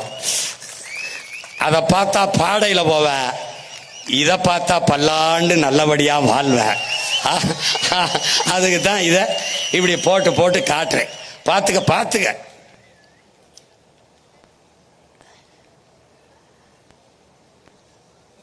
$12,500 கோடி கிலோ. எவ்வளவு? 12,500 கிலோ இதுவரை கடல்ல கலந்திருக்கிறதா கணக்கெடுப்பு. 12,500 கோடி கிலோ. தலை சுத்துது பார்த்துக்க. சரி பார்த்துக்க. நீ நினைக்கிற ஒரு போத்தலை தூக்கிட்டு அப்படி போடுற அப்படி போடுற. நான் ஆட்சிக்கு வந்தவரன்னு போட்டுறேன் பார்ப்போம். 6 மாசம் உள்ளதுக்கு போட்டுருவேன். நீ நினைக்கிற நீ எல்லாம் உண்மையிலேயே என் தம்பி தங்கை தானே. இந்த கேரளாவுக்கு வண்டி எடுத்துட்டு போடா, சாலையில ஒரே ஒரு போத்தலை போட்டுறா பார்ப்போம். எங்க இருந்து வருவான்னு தெரியாது. காவல்துறை இல்ல, மக்கள் ஏய் எடு கிளம்புன்றுவான். ஒரு சீம கருவேலை இல்லை, ஒரு பிளாஸ்டிக் நெகிழி இல்லை. ஏன்? என் தம்பி சொன்ன மாதிரி நல்ல ஆத்தாளுக்கு நல்ல அப்பனுக்கு அந்த பிறந்து அந்த மண்ணின் மகன் மண்ணை தன் தாயின் மடியாக நேசிக்கிறவன் ஆளுகிறான். அப்படி ஒருவன் இந்த மண்ணில் வரணும். எவனால் முடியும்? பிரபாகரன் என்ற பெரும் மரவனின் மகனால் தான் முடியும். இந்த பாரு, இதை பார்த்து உனக்கு வீட்டில் நிம்மதியா தூக்கம் வந்துருச்சுன்னா என்னை மறந்துடுறா, இல்லைன்னா என்னை தேடி வாடா. இங்க பாரு, இது எப்படின்னா நுண்ணிய நெகிழி. இது மொத்தமா நீ பார்த்த தானே. இது துகள். இது கடல் சூப்புங்கிறான். கடலுக்குள்ள கண்ணுக்கு தெரியாது. இந்த ஒரு போத்தலில் மட்டும் 1 லிட்டர் கடல் நீரில் மட்டும் 10,000 1 லட்சம் நுண்ணிய நெகிழிகள் இருக்கு. 10,000 1 லட்சம் இந்த போத்தலுக்குள்ள மட்டும். இதனால என்னென்ன பிரச்சனை கொஞ்சம் பார்த்தே வாங்க. என்ன பிரச்சனைன்னு பாரு என்னென்ன பண்ணுது பாரு. இது என்ன ஆகிறதுன்னா பல லட்சக்கணக்கான பல கோடிக்கணக்கான உயிரினங்களை கொண்டு குவிச்சிருது. நெகிழி சூப் ஆயிடுச்சுங்கிறான். எப்படி நீங்க சின்னதா ஒரு காய்கறியை வெட்டி போட்டு கோழி கறியை நறுக்கி போட்டு சூப் வைப்பியா அப்படின்ட்டு. இதுக்குள்ள இருக்கிற எல்லா உயிரினங்களும் தின்னு செத்துருது. இதுவரை எவ்வளவு? 10 கோடி அளவில் இருக்குங்க. இந்த நெகிழியால செத்தது 10 கோடிக்கு மேல செத்து இருக்குன்றான். பாத்துக்க பாரு. இந்த பாரு, இந்த பறவை இப்ப பாத்து, இந்த பறவை பாத்து எப்படி செத்து கிடக்கு பாரு. இது யாருன்னு பார்த்தா இவன் திமிங்கலாம். 40 கிலோ பிளாஸ்டிக்கை தின்னுருக்காப்ல. தரையில் இருக்கிற யானை, புலி, கரடி, குரங்கு எல்லாம் என்ன திங்கிருந்து தெரியாம தின்ட்டு சாகுது. தண்ணிகள் இருக்கிறது தின்ட்டு சாகுது. இது என்னத்தை சொல்ல வருது? ஒரு நாள் நீனு இப்படி சாக போறாயின்னு சொல்லுது. நாம என்ன நினைக்கிறோம்? அதெல்லாம் மலை எவ்வளவு உயரமோ அவ்வளவு உயரத்திற்கு நெகிழி பிளாஸ்டிக் குப்பை மலைகள் உருவாயிருச்சு. தரையில் இருக்கிற இந்த திடக்கழிவை, இந்த குப்பைகளை உங்கள் பிள்ளை எங்களால் சரி செஞ்சிட முடியும். திடக்கழிவு மேலாண்மையில் சரி செஞ்சிருவேன். ஆனால் தண்ணிக்குள்ளே கடலுக்குள்ளே கொட்டி நீ மூடி வைத்திருப்பதை என்னால் இல்லை ஒன்னால் என்ன செய்ய முடியும்னு பாரு, யோசிச்சு பாரு. இந்த பறவை என்ன பண்ணிச்சு? இது எவ்வளவு பாரு, 1 கோடி நுண்ணிய நெகிழிகளை இது திங்குதுன்றது. இதுக்குள்ள இருக்குதுன்றான் 1 கோடி. எல்லாத்தையும் பார்த்துக்க. நீ வாழ்றதுக்கு இவனையெல்லாம் படுத்துற பாட பார்த்துக்க. இப்ப இந்த நெகிழி எல்லாம் போய் அது அந்த கடலுக்குள்ள இருக்கிற நுண்ணு உயிரிகளை எல்லாம் கொல்லுது. பவளப்பாறையை மூடி பவளப்பாறையை அழிக்குது. இந்த ஆல்கேங்கிற இந்த நீலப்பச்சை பாசி உனக்கு எது ஆக்சிஜனை தருதோ அதை போய் முடிக்குது. இது மண்ணுக்குள்ளே மக்கி மண்ணோடு மண்ணா போ பல லட்சம் ஆண்டுனா கடலுக்குள்ள நீ என்ன பண்ணுவாயின்னு பார்த்துக்க. அப்போ இது என்னன்னு பாரு, கடல் மாசு. இதெல்லாம் யாருன்னு பாரு, இந்த நச்சு ஆலைகள் இருக்கிற காற்று இருக்கு பாரு, காற்று. அது காற்றை மாசுபடுத்தி ஒரு கருப்பு படலமாகி புவி வெப்பத்தை மேலே போக விடாமல் தடுத்து புவி வெப்பத்தை அதிகப்படுத்துது. இவன் யாரு? கழிவு. ஆலை கழிவு, சாய கழிவு. பார்த்துக்க கடலை எப்படி மாத்திராம பாரு. இது யாரு? சாயக்கழிவு. இவன் யாரு? ஆலக்கழிவு. இவன் யாரு? சாயக்கழிவு. இவன் யாரு தெரியுதா? டே டே அவன் யாரா? இந்த பாரு, முதல்ல போனான் தெரியுமா அவன் யாரு? ஆறுல வந்த தண்ணி. எந்த ஆறுல? காவிரியில. ஒரு ஆள் உயரத்துக்கு சோப்பு நுற மாதிரி வந்தான். அவன் யாருன்னு நினைக்கிற? காவிரியில தண்ணியை திறக்கும் போது அவனுடைய ஆலைகளை எல்லாம் அப்படியே அந்த ஆலை கழிவெல்லாம் சேமிச்சு வச்சிருந்து தண்ணி நமக்கு திறக்கும் போது திறந்து விட்டுறான். அப்ப திறந்து விடும்போது தண்ணீரோட சேர்த்து ஆலை கழிவு வந்துருது. அந்த ஆலை கழிவு ஒரு ஆள் 2 ஆள் உயரத்துக்கு நுரையா வருது. அவ்வளவும் விஷம். அந்த விஷம் தண்ணியில் ஓடுது, தரையில பாயுது. தரையில் அது பாய்ஞ்சு அந்த நிலத்துல விளையிறது என்னவா விளையும்? அதை குடிக்கிறோம். எதை குடிக்கிறோம்? அதை நாம குடிக்கிறோம். காடுகளில் நதியை நம்பி வாழ்கிற மான், மயில், கொக்கு, குருவி, யானை, சிங்கம், புலி, கரடி, நண்டு, நத்த, மீன் எல்லாம் குடிக்குது. எதை குடிக்குதுன்னு பாரு. அப்போ நீருக்கு பதிலாக விஷத்தை உண்டு கொண்டிருக்கான். இப்ப யாரு இதெல்லாம் எங்க போய் கலக்குது? உன்னுடைய கடலில். இது கடையில ஆலை கழிவு, எண்ணெய் கழிவு.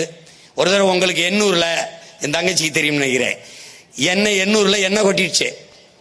நாங்கெல்லாம் போய் நின்னதை எடுக்கிறதுக்கு போராடினோம். அப்ப எங்க ஐயா கக்கனுடைய பேத்தி மாவட்ட ஆட்சியராக இருந்தாங்க, பணி செஞ்சுக்கிட்டு இருந்தாங்க. நான் கேட்டேன், வாலிக்கிட்டு அள்ளிக்கிட்டு இருந்தாங்க எண்ணெயை, கடல்ல கொட்டின எண்ணெயை. என்னன்னு கேட்டேன். கப்பலோட கப்பல் மோதிருச்சுன்னு. தம்பி லாரன்ஸ் படத்துல பேய்க்கும் சண்டையும் வரல, அது மாதிரி கப்பலோட கப்பல் மோதிருச்சு. அது மோதினதுல எண்ணெய் கொட்டிடுச்சு. எப்படா இங்கிருந்து வர்ற கப்பலை பார்க்காம மோதிச்சுன்னா அதுக்கு பதில் இல்லை, கொட்டிருச்சு. உலகிலே மிக சின்ன நாடுகளில் கூட கடலிலே எண்ணெய் கொட்டினால் உளங்கூர்தியில், ஹெலிகாப்டரிலே, சிறு விமானங்கள் வானூர்தியிலே வந்து பொடியை தூவுகிறார்கள். வெள்ளையாக ஒரு பொடியை தூவுகிறார்கள். திருப்பி அரை மணி நேரம் பறந்து வந்து பொடி அந்த மேலே வந்த எண்ணெய் மேலாம் அப்படி திட்டு மாதிரி பறந்துக்கிறது. அப்படியே ஒரு பாய் போல அந்த எண்ணெயை அப்படியே பொடியோட கலந்து சுருட்டிக்கிட்டு பறந்து போயிடுறாங்க. சின்ன நாடுகள்ல காட்சிகள் இருக்கு, நீங்க பார்க்கலாம். ஆனால் இவ்வளவு பெரிய நாடு எண்ணெயை வாளிக்கிட்டு அள்ளிக்கிட்டு இருந்தது. ஒரு வாரம் அள்ளிட்டு எண்ணெயை அள்ளி முடிக்க முடியல, விட்டுட்டாங்க. நான் போய் கேட்டேன், என்னங்க அப்படியே விட்டுட்டு போயிட்டீங்கன்னு. அதுவே சரியாயிரும்ட்டான். அந்த எண்ணெய் தான் நீ இப்ப கொஞ்சம் முன்னாடி பார்த்தது மிதந்தது இல்லை. இதெல்லாம் நீ பார்க்கிற பவள பாறைகள் எப்படி போய் இந்த சாய கழிவு எப்படி உன் கடலை மாசுபடுத்துதுன்னு நீ பார்த்துக்க. உன்னால நான் சொல்லும்போது கற்பனை பண்ண முடியாது, அண்ணன் காட்டிடுறேன் பாரு. இப்ப அடுத்து அணு உலை, நமக்கு உயிரோடு வச்ச கொல்லி. 2 ஆண்டுகளா அணு உலைக்கு எதிராக நம்ம போராடணும். நீ பார்த்த தமிழ்நாட்டில் இடிந்த கரையிலையும் கல்பாக்கத்திலையும் இந்த அணு உலைகள் இருக்கு. அதுல இடிந்த கரையில மிகப்பெரிய அணு உலை நிறுவப்பட்டிருக்கு. இந்த அணு உலை வேண்டாம் என்று சொல்லும் போது அட்டானமிக் பவர், அணு உலை இல்லாது எப்படி மின்சாரம் நமக்கு கிடைக்கும், போதிய அளவுக்கு எப்படி மின்சாரத்தில் நாம் நிறைவடைவது என்று இவர்கள் கேள்வி எழுப்புவார்கள். அப்போது நமக்கு எழுகிற கேள்வி, மின்சாரம் கண்டுபிடிக்கப்பட்டது அணு உலையாலா? அணு உலை கண்டுபிடிக்கப்பட்டது மின் உற்பத்திக்காகவா? இந்த கேள்வி நமக்கு எழுகிறது. இதை அறிவார்ந்த என் தம்பிதங்கள் கேட்டு பார்க்கணும். அணு உலை கண்டுபிடிக்கப்பட்டது மின் உற்பத்திக்காக அல்ல, மின்சாரம் கண்டுபிடிக்கப்பட்டதும் அணு உலையால் அல்ல. இப்ப அந்த அணு உலை செர்னோபில்ல 1986 வெடிக்குது. உலகத்தின் பேரழிவு. அன்றைய அதிபர், ரஷ்ய அதிபர் கோப்பர்சேவ் பேசுகிறார், இது ரஷ்ய தேசத்திற்கு மட்டுமான அழிவு அல்ல, உலகத்திற்கு ஏற்பட்ட பேரழிவுங்கிறது. நாம் நம்பினோம் இந்த விஞ்ஞானிகள் நம்மை காப்பாற்றுவார்கள், ஆபத்து பாந்தவர்கள் என்று ஏமாந்து விட்டோம் என்கிறார்கள். எனவே மிகப்பெரிய இரும்பு வேலியை போட்டுவிட்டு 1,00,000 ஆண்டுகளுக்கு இதன் அருகில் வராதீர்கள் என்று முடிவைத்து விட்டு போய்விட்டார்கள். 86 வெடிக்கிறது. அவ்வளவு பெரிய பேரிடர் பேரழிவை பார்த்த பிறகு இந்தியாவிற்கு அந்த அணு உலை ஒப்பந்தம் போட்ட பெருந்தகை நம்முடைய ஐயா ராஜீவ் காந்தி அவர்கள். இந்த அணு உலை முதலிலே கேரளாவுக்கு தான் வருது. கேரளாவுக்கு வந்த அணு உலை எப்படி தமிழ்நாட்டுக்கு வந்தது? இங்கே அணு உலையை வைக்க வேண்டும் என்று போராடிய காங்கிரஸ், கம்யூனிஸ்ட், அந்த நிலத்தில் ஆளுங்கட்சி எதிர்கட்சி 2 கட்சியும் எங்கள் நிலத்தில் அணு உலை கூடாது என்று போராடினார். கேரள மலையாளிகள் தெளிவாக இருந்தார்கள். நாங்கள் வெளிச்சத்தில் வாழ்வதை விடவும் உயிரோட வாழ்வது முதன்மையானது, எங்களுக்கு வேண்டாம் என்று விரட்டி அடித்தார்கள். ஏன்? அவனுக்கு முதலில் சொன்னது போல நல்ல தாய் தகப்பனுக்கு பிறந்தவன், அந்த மண்ணின் மகன், மண்ணையும் மக்களையும் உயிராக நேசிக்கிறவன் தலைவனாக இருந்தான். இங்கே இந்த நிலத்திற்கு இனத்திற்கு சம்பந்தமில்லாத தரகர்கள், புரோக்கர்கள் தலைவர்களாக, அதிகாரிகளாக, ஆட்சியாளர்களாக இருந்ததால் என் நிலம் அழிவதோ, என் ஆத்தாளப்பன் சாவதோ, என் இனம் படுகொலை செய்யப்படுவதோ அழிவதை பற்றி அவர்களுக்கு கவலை இல்லை, அனுமதித்தார்கள். என்ன நடந்தது? அவனுக்கு அணு உலை அமைப்பதல்ல நோக்கம், அணு பூங்கா அமைப்பதுதான் அவனுடைய நோக்கம். அணு குண்டின் மீது அமர்ந்திருப்பதும் அணு உலைக்கு அருகில் குடியிருப்பதும் இரண்டும் ஒன்றுதான். இது அண்ணன் சொல்லல. உலகிலே பாதுகாப்பான அணு என்ற ஒன்றே கிடையாது. இதையும் அண்ணன் சொல்லல, அணு விஞ்ஞானிகளே சொல்றான். இப்ப இதுல அணு உலை வெடிக்க வேண்டியது இல்ல, வெடிக்க வேண்டியதே ஒண்ணும் இல்ல. அணு உலையை குளிர்விக்கணும், அணு உலையை குளிர்விச்சுக்கிட்டே இருக்கணும். அந்த அணு உலையை குளிர்விக்க பீச்சு தண்ணி அடிக்கிறான் பார், அந்த தண்ணீர் கடலுக்குள்ள போய் கலக்கும். ஒன்னு ஆறுல விடணும், கடற்கரை ஓரத்தில் கட்டுவதற்கு காரணமே அந்த தண்ணீரை கடலுக்குள் விடுவதற்கு தான். விடுவதால என்னன்னு பாரு, என்ன நடக்குதுன்னு பாரு. உனக்கு இதுல காட்சிப்படுத்தல, தனியா மறுபடியும் தேர்தல் அப்ப போட்டு காட்டுறேன் பாரு.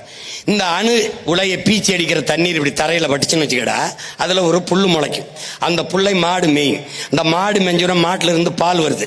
அந்த பாலை கறந்து அதுல இருந்து தயிர், நெய், மோர், வெண்ணெய், நெய்யை எடுத்து ஒரு கண்ணாடி போத்தல்ல அடைச்சு அதை மூடிய திரியிட்டு ஒரு இருட்டு அரைக்கில வச்சு கதவை பூட்டிட்டு இந்த போத்தலை உள்ள வச்சு நான் பகல் போல எரியுங்கிறான். இவ்வளவு போயும் அந்த அணு கதிர் குறையல. இந்த அணு கதிர் வீச்சு என்பது நன்கு கட்டப்பட்ட காங்கிரீட் மதில் சுவரை 1,00,000 கிலோமீட்டர் வேகத்தில் ஊடுருவி கிழித்துக் கொண்டு வெளியேறுங்கிறார். அப்ப சதை எம்மாத்திரம் பாரு, பார்த்துக்கிட்டே இரு. இங்க பாரு, காட்டுறேன் பாரு, ஒவ்வொன்னா பாரு. பாரு இந்த அணு உலை, இதை குளிர வைக்க இது வெளி புறத்தோற்றம், உள்ளுக்குள்ள பாரு தண்ணீரை குளிர வச்சுக்கிட்டே இருக்கான் பாரு. இந்த தண்ணீர் எங்க உண்டி விடுவான்? கடலுக்குள்ள விடுவான். இது யாரு? செர்னோபில் வெடிப்பு. அதுக்கு முன்னாடி வந்தது எது? புகுஷிமா. இது ரெண்டையும் பார்த்த பிறகும் கூட இவங்க வெளிப்புற்றதா தெரியல. பெரு வெடிப்புக்கு பிறகு இதனால என்ன? இது யாரு? இங்க இதுல யாரு பார்த்தா 100க்கும் மேற்பட்ட திமிங்கலங்கள் செத்து வெளியில வந்துச்சு பார்த்த. இதெல்லாம் யாரு? எங்கேயும் இல்ல, நம்மூர் கடற்கரை தான் தம்பி. இது நம்மூர் கடற்கரை தான். எதுக்கு இத்தனை லட்சக்கணக்கான மீன் செத்து ஒதுங்கி இருக்கு? அணுக்கசிவு, அணுக்கழிவு.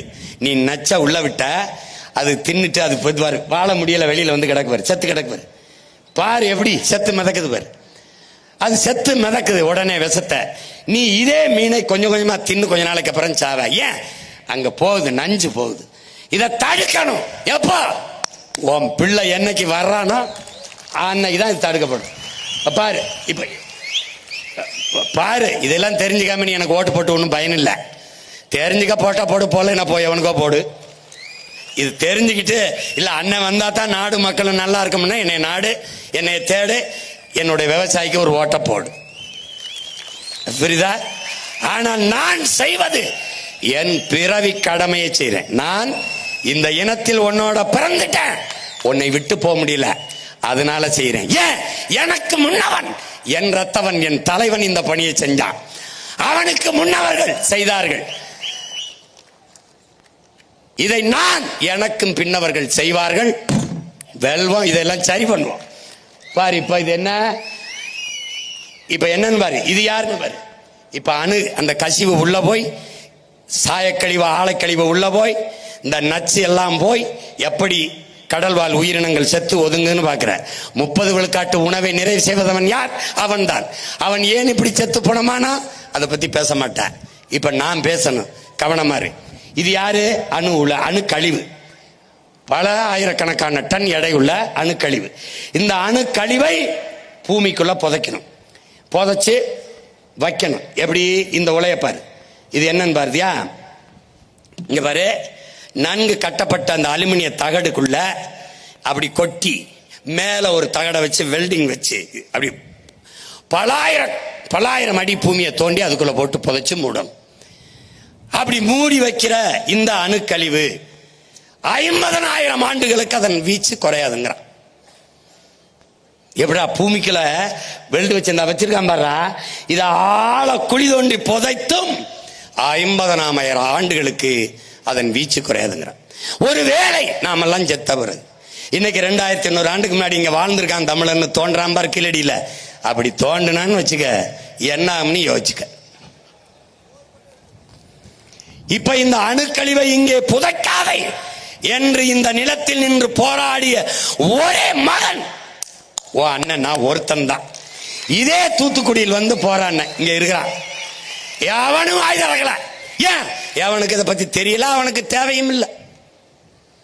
ஏன்? எனக்கு இது ஒரே ஒரு நிலம்தான் இருக்கிறது, இது மண்ணல்ல, என் அன்னையின் மடி என்பதால், என் தாயின் மடி என்பதால் தவித்தேன், துடித்தேன், போராடின.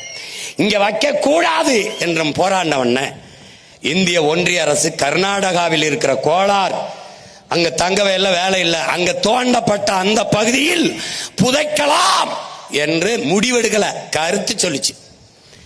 கருத்து சொன்னதற்கு மொத்த கர்நாடகாவில் எல்லாரும் அவனவன் கட்சி கொடியை கீழே போட்டுவிட்டு கர்நாடக மாநில கொடியை தூக்கிட்டு வீதிக்கு வந்துட்டான். புதைக்கலாம்ங்கிற கருத்து, அதோட அந்த கருத்தை அப்படியே புதைச்சிருச்சு ஒன்றிய அரசு. இப்ப எங்க இருக்கு இந்த கழிவை? என் நிலத்திலே இடிந்த கரையிலேயே புதைக்கலாம் என்று இருக்கான். எப்போ? நான் இருக்கிற வரை தோன்ற குழியில் இவங்கள புதப்பனைய ஒளிய ஒரு காலத்திலும் புதைக்க முடியாது. எவ்வாறு? இது யாரு? நம்முடைய ஐயா, தமிழ் அறிவியலின் அடையாளம், பெருமதிப்பிற்குரிய பெருந்தகை நம்முடைய அப்துல் கலாம் அவர்கள். அணு உலையை ஆதரித்த பெருந்தகை. கடைசியாக ஆதரிச்சு பேசுற ஒவ்வொரு இடத்துலயும் அவர் என்ன சொல்றாரு? காற்றாலை மின்சாரமும் சூரிய ஒளி மின்சாரமும் தான் சுற்றுச்சூழலுக்கு பாதுகாப்பானது, ஆபத்தில்லாதது என்று சொல்லி சொல்லி முடித்தார். அணு உலையை ஆதரிக்கிறார். ஏன்னா அவர் விஞ்ஞானி, அவர் நாட்டின் மிக உயர்ந்த பதவியில் இருந்தவர், மறுக்க முடியாது. ஆனாலும் அவர் காற்றாலை மின்சாரமும் சூரிய ஒளி மின்சாரமும் தான் சூழியலுக்கு, சுற்றுச்சூழலுக்கு பாதுகாப்பானது என்று சொன்னார். அந்த இடத்தில் அவர் பிள்ளைகள் நின்று கொண்டோம். காற்றாலை, சூரிய ஒளி, கடல் அலை மின்சாரத்தில் நாங்கள் தண்ணீரை அடைவோம், அணு உலை தேவையில்லை. உனக்கு புரியுதுன்னு நினைக்கிறேன்.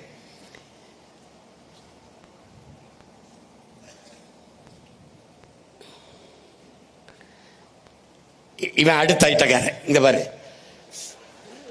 சாகர் மாலா இந்தியில, தமிழ்ல யாரு? கடல் மாலை. இப்ப சொல்லும் போது உனக்கு தெரியல எதனால இதெல்லாம் நடக்குதுன்னு நீ தெரிஞ்சுக்கணும்ல. என்னென்ன சாகர் மாலான்ற, என்னென்ன கடல் மாலை, பாரு எப்படி நடக்குதுன்னு பாரு. இவ யாருன்னா பீம்ஸ்டெக். பீம்ஸ்டெக்னா Bangladesh, India, Myanmar, Sri Lanka, Thailand, இதோட டெக்னிக்கல் எக்கனாமிக் கோஆபரேஷன், அதான் பீம்ஸ்டெக். இந்த நாடுகளுடைய பொருளாதார வளர்ச்சி, இதனுடைய டெக்னிக்கல் எக்கனாமிக் கோஆபரேஷன், அதுக்கு இந்த திட்டத்துக்கு பேரு பீம்ஸ்டெக். இந்தியாவுக்குள்ள சாகர் மாலா, இந்தியில, தமிழ்ல கடல் மாலை. இந்த திட்டத்திற்கு பிலிப்பைன்ஸ்ங்கிற ஒரு நாட்டில், இது அந்த பிலிப்பைன்ஸ் நாட்டில் இருக்கிற வங்கி. இந்த வங்கிக்கு பேர் ஆசியன் டெவலப்மெண்ட் பேங்க். இந்த ஆசியன் டெவலப்மெண்ட் பேங்க்ல 250 லட்சம் கோடி, ஒரு சின்ன நாட்டுக்கு 250 லட்சம் கோடி அந்த ஆசியன் டெவலப்மெண்ட் பேங்க் வருது. இந்த சின்ன நாட்டுக்கு 250 லட்சம் கோடி எவ்வளவு அந்த வங்கிக்கு வருது என்று தேடினால் எங்க இருந்து வருது? அமெரிக்காவின் ராக்பெல்லர் ஃபவுண்டேஷன்ல இருந்து இங்க வருது. எதுக்காக வருது? இந்த திட்டத்துக்காக வருது. பீம்ஸ்டெக்ங்கிற இந்த சாகர்மாலா திட்டத்துக்கு வருது. பீம்ஸ்டெக்கு வருது. அதுல இந்த சாகர்மாலா திட்டத்திற்கு இந்தியா 25 லட்சம் கோடியை பெறுது, ஒப்பந்தம் போட்டுது. அதுல 8 லட்சம் கோடியை முதலில் இதுல முதலீடு செய்து. இதன் நோக்கம், இந்த சாகர் மாலாவின் நோக்கம், இந்த கடல் மாலையின் நோக்கம் சாலை போக்குவரத்து, தரை போக்குவரத்து, தொடர்வண்டி போக்குவரத்து, விண்ணூர்தி போக்குவரத்து எல்லாவற்றையும் இணைத்து கடல் போக்குவரத்து கொண்டு வரணும், கப்பல் போக்குவரத்துக்கு கொண்டு வரணும். இந்த கொண்டு வராம பாரு, எல்லாத்தையும் கப்பல் போக்குவரத்து கொண்டு வருவான். இந்த இது யாரு? சாலை போக்குவரத்து. நீ இந்த 8 வழிச்சாலை 10 வழிச்சாலை நான் யாருக்கு போடுறான் நீ நினைச்சுக்கிட்டு இருக்க? உனக்குன்னு. அந்த பைத்தியக்காரத்தனத்துக்கு அண்ணன் பலியாக முடியாது. இது உனக்கு இல்ல, உள்நாட்டு வெளிநாட்டு பெரும் முதலாளிகள் உற்பத்தி செய்கிற பொருளை விரைந்து எடுத்து செல்வதற்கு போடப்பட்ட சாலை இது. இந்த மூடு போது பாரு, இதுக்குள்ள என்ன இருக்கு? அந்த முதலாளிகள் தயாரிக்கிற உந்துருளி மோட்டார் பைக், கார் இருக்கு. 1 டன் எடையுள்ள காரை தயாரிக்க 4.5 லட்சம் லிட்டர் தண்ணி தேவைப்படுது. மோட்டார் பைக்கு 1 லட்சம் லிட்டருக்கு மேல தண்ணீர் தேவைப்படுது. அந்த முதலாளிகள் அவன் நாட்டில் தண்ணீரை அப்படியே வச்சுட்டு என் நாட்டில் வந்து வேட்டையாடுறான்.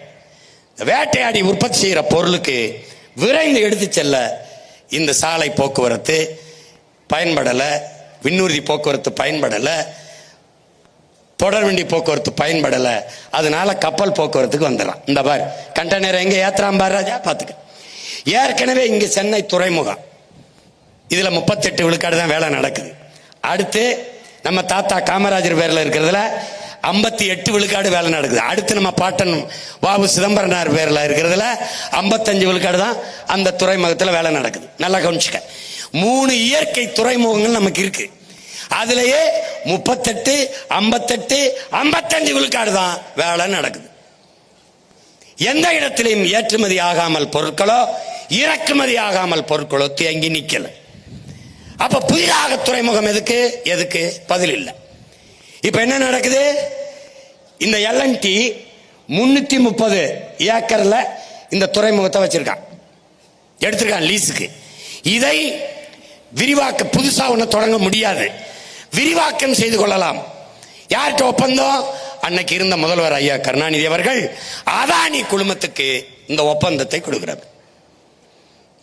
இந்த 320 ஏக்கரில் இருந்து 6111 ஏக்கர் இந்த துறைமுகத்தை விரிவாக்கம் செய்து கொள்ளலாம் என்று ஒப்பந்தம் போடுகிறார். அதுதான் காட்டுப்பள்ளி துறைமுகம்.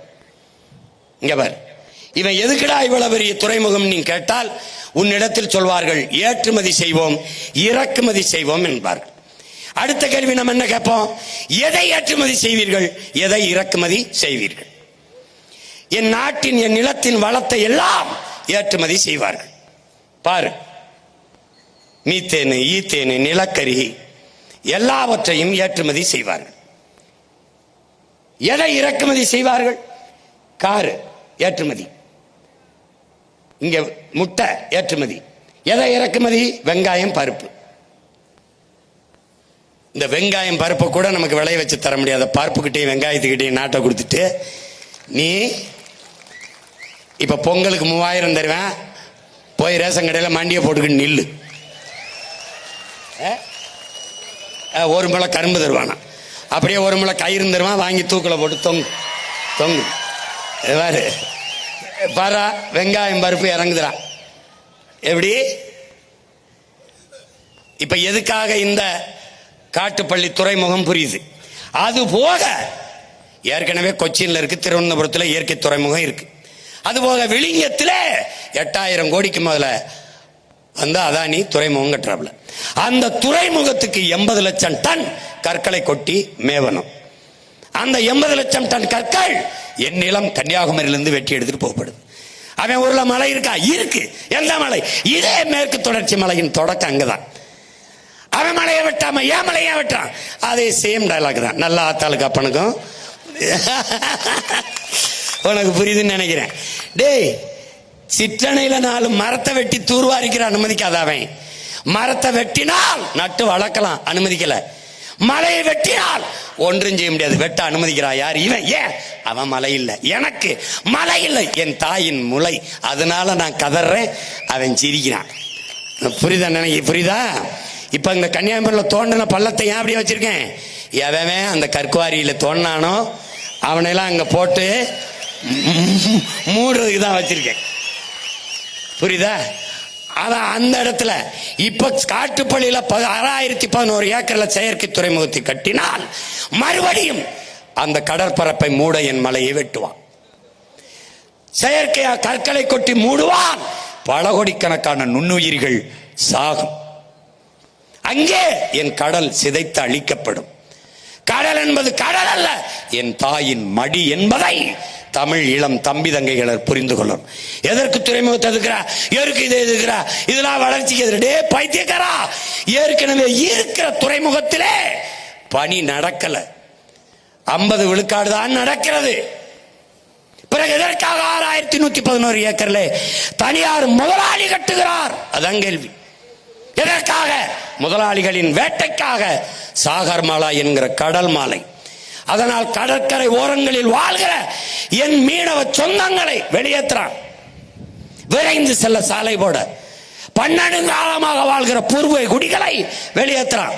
அங்கே படகை நிறுத்தாதே வெளியேற்றான். மீனை பிடிக்க முடியாத நெருக்கடிக்கு எங்களை ஆளாக்குறான். பார் என்ன நடக்குது. நில வேளாண்மை போல கடல் வேளாண்மை செய்தவர்கள் யார்? எம் இன சொந்தங்கள் மீனவர்கள். பாரு, இதுவரைக்கும் எல்லை தாண்டி வந்தோம் என்று சிங்கள ராணுவத்தால் 840க்கும் மேற்பட்ட மீனவர்கள் கொன்றொழிக்கப்பட்டிருக்கார்கள். 840க்கும் மேற்பட்ட மீனவர்கள். பார்த்துக்க. இந்தியாவின் வலிமை மிக்க கடற்படை உலகத்தின் வலிமை மிக்க 6வது கடற்படை இந்திய கடலுக்குள்ளே நிற்குது. எதற்கு? பாதுகாப்பு பணியை செய்ய. சொந்த நாட்டு மக்களை இன்னொரு நாட்டு ராணுவம் சுட்டுக் கொள்ளும் போது தடுத்து பாதுகாக்காத இந்த ராணுவம் என்ன செய்தது என்ற கேள்வியை இந்த நிலத்தில் ஒரே ஒரு மகன், உன் உடன் பிறந்தான் மட்டும்தான் திரும்ப திரும்ப கேட்டுக்கொண்டிருக்கிறேன். குஜராத் மீனவனை பாகிஸ்தான் கடற்படை ராணுவம் கைது செய்கிறது. இந்திய கடற்படை ராணுவம் விரட்டி கொண்டு போய் தடுத்து அந்த மீனவனை மீட்டுக் கொண்டு வருகிறது. அப்படி ஒரு செயலை இந்த கடலுக்குள் என் மீனவ சொந்தங்களை சிங்களன் சிறைபிடிக்கும் போதோ, என் படகை பறிக்கும் போதோ, எங்களை சுட்டுக் கொள்ளும் போதோ தடுத்து பாதுகாத்தது என்ற செய்தியை நீங்கள் கேட்டதுண்டா? பார்த்ததுண்டா? பாருங்கள். எத்தனை 840க்கும் மேற்பட்ட உயிர்கள்.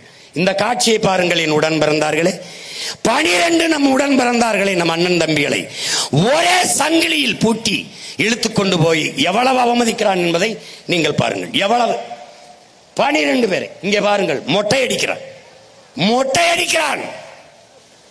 இந்த மொட்டை அடிப்பது எனக்கல்ல அவமானம், இந்த நாட்டை ஆள்கிற தலைவர்களுக்கு அவமானம், இந்த இனத்திற்கு அவமானம், இந்த நாட்டை ஆளுகிற பிரதமர் முதல்வர்களுக்கு ஏற்படுத்திய அவமானம்.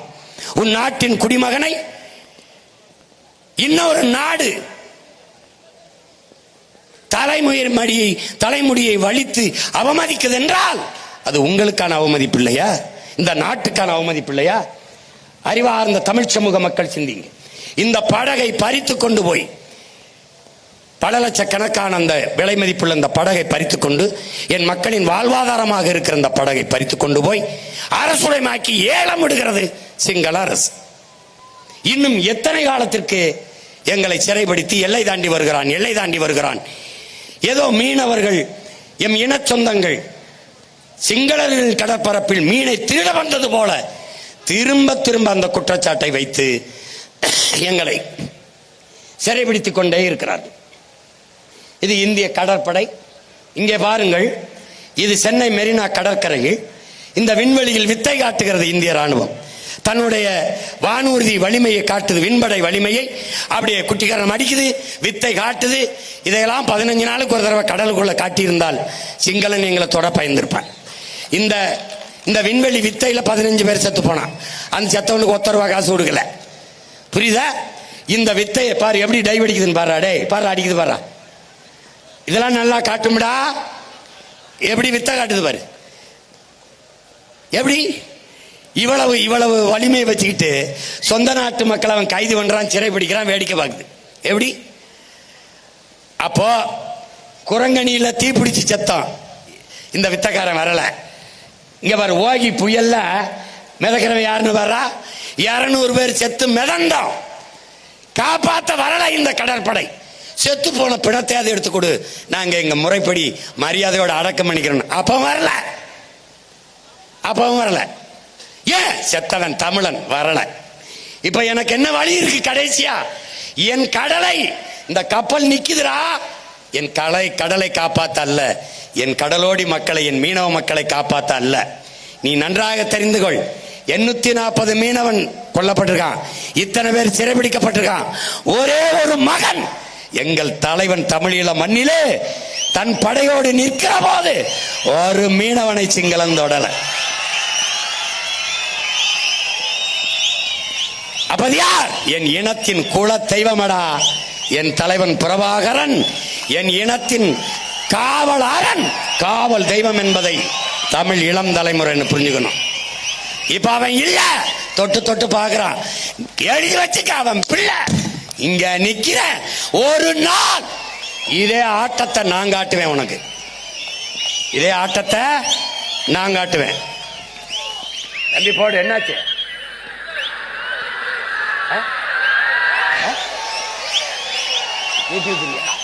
போராடே போரா,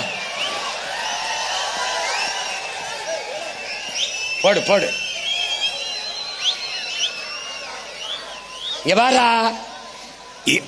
உன் உடன் பிறந்தானுக்கு, நீ பெற்ற பிள்ளைக்கு எனக்கு இருக்கிற ஒரே வாய்ப்பு, என்னுடைய ராணுவம் என்னை காப்பாத்தல, என் மக்களை, என் கடலை காப்பாத்தல. நீ கோஸ்ட் கார்டுன்னு போட்ட அது வேஸ்ட் கார்டு ஆயிடுச்சு. உன்னுடைய ரோந்து படை, உன்னுடைய கடலோர காவல் படையெல்லாம் பத்தல. இப்ப பிரபாகரமாக என்ன செய்யறேன்? நெய்தல் படை என்ற ஒன்றை காட்டுறேன். பாடுற நெய்தல் படை பாத்துக்க. இந்த நெய்தல் படை காட்டுறேன். இந்த நெய்தல் படை எல்லாம் சொல்லுவான், என்ன நெய்தல் படுறேன்னு. டே அங்க போடா, நீ ஆத்தால போய் அக்கா தங்கச்சி சாகிறத, தாலி இருக்கிறத வேடிக்கை பார்த்த. நான் வந்திருக்கிறது என் அக்கா தங்கச்சி தாலி இருக்கிறது இல்ல, தாலி அறுத்தவன் தலைய இருக்க வர்றேன். நீ இந்த சேட்டை மாதிரிலாம் வேற எங்கேயாவது வச்சுக்க. இங்க பாரு, இங்க பாரு, நெய்தல் படை காட்டுற. பல ஆயிரக்கணக்கில் மீனவர்களை எடுக்கிறேன். எங்க வேற யாருக்கும் வேலை இல்லை. நெய்தல் படையிலே மீனவர்களுக்கு கல்வி தகுதியெல்லாம் கேட்கல. படகோட்ட தெரியுமா, நீச்சல் தெரியுமா, வா படைக்கு பயிற்சி கொடுக்குறோம். எப்படி? உலகத்தில் சிறந்த பயிற்சி கொடுக்குறோம். கருவியை கையில கொடுக்குறோம். போடா, மீன பின்னாடியே போடா. அவன் தொட்டா தூக்குடா, தூக்குடா, தூக்குடா. பாரா, சர்வதேச பிரச்சனையா மாத்திரண்டா. இன்னைக்கு இந்த இடத்துல இருந்து கத்துற மகனை யாரு கணக்கில் எடுக்கல. கூண்டுக்குள் இருந்து இந்த சேவல் கூவதால் நீ கணக்கில் எடுக்கல. விரைவிலே கூரை மேல ஏறி கூவேன், உலகம் என்னை திரும்பி பார்க்கும். இதே பிரச்சனைக்கு என்கிட்ட பேச நீ வருவ, நான் வர வைப்பேன். இல்ல, நான் பிரபாகரன் மகன்ல, நீ எழுதி வச்சுக்க. நீ பாரு, நீ பாரு பாரு, உனக்கு ஒரு திமிர் வரணும். ஒரு நாள் உண்மையிலே யார் தெரியுமாடா? நம்ம உலகத்தின் முதல் கடற்படை கண்ட அரசேந்திர சோழனின் பேரனும் பேத்தியலும்டா. கடற்படை கண்ட பெருமாவீரன் பிரபாகரனின் பிள்ளைகள். இன்னைக்கு தாண்டா அது இந்திய பெருங்கடல் வாங்கிப்பின்றான். அது சோழன் லேக்கடா, படகோட்டி விளையாடிட்டு இருந்திருக்காண்டா நம்ம பாட்டேன் அரசேந்திரன். அவன் பிள்ளைகள்டா நம்ம. கட்டம்டா நெய்தல் படைய.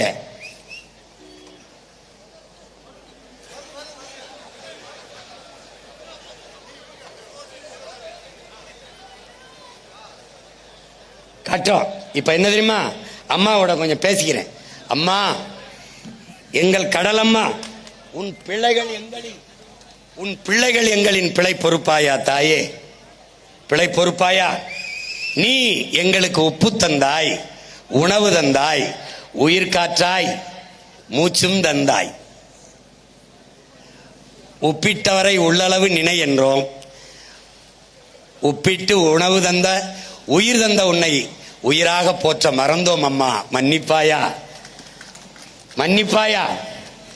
முத்து தந்தாய், பவளம் தந்தாய், சத்துள்ள மீன்கள் வகை வகையாய் வாரி தந்தாய், நண்டு தந்தாய், ஆமை தந்தாய், சுறா எறா எல்லாம் தந்தாய், என்னென்னவோ அள்ளி தந்தாய், எண்ணி சொல்ல ஒன்றா ரெண்டா. என் தாயே, என் தாயே, நீ மழையா எங்களுக்கு குடிக்க நீர் தந்தாய், உன்னை குப்பை மேடாக்கினோம்.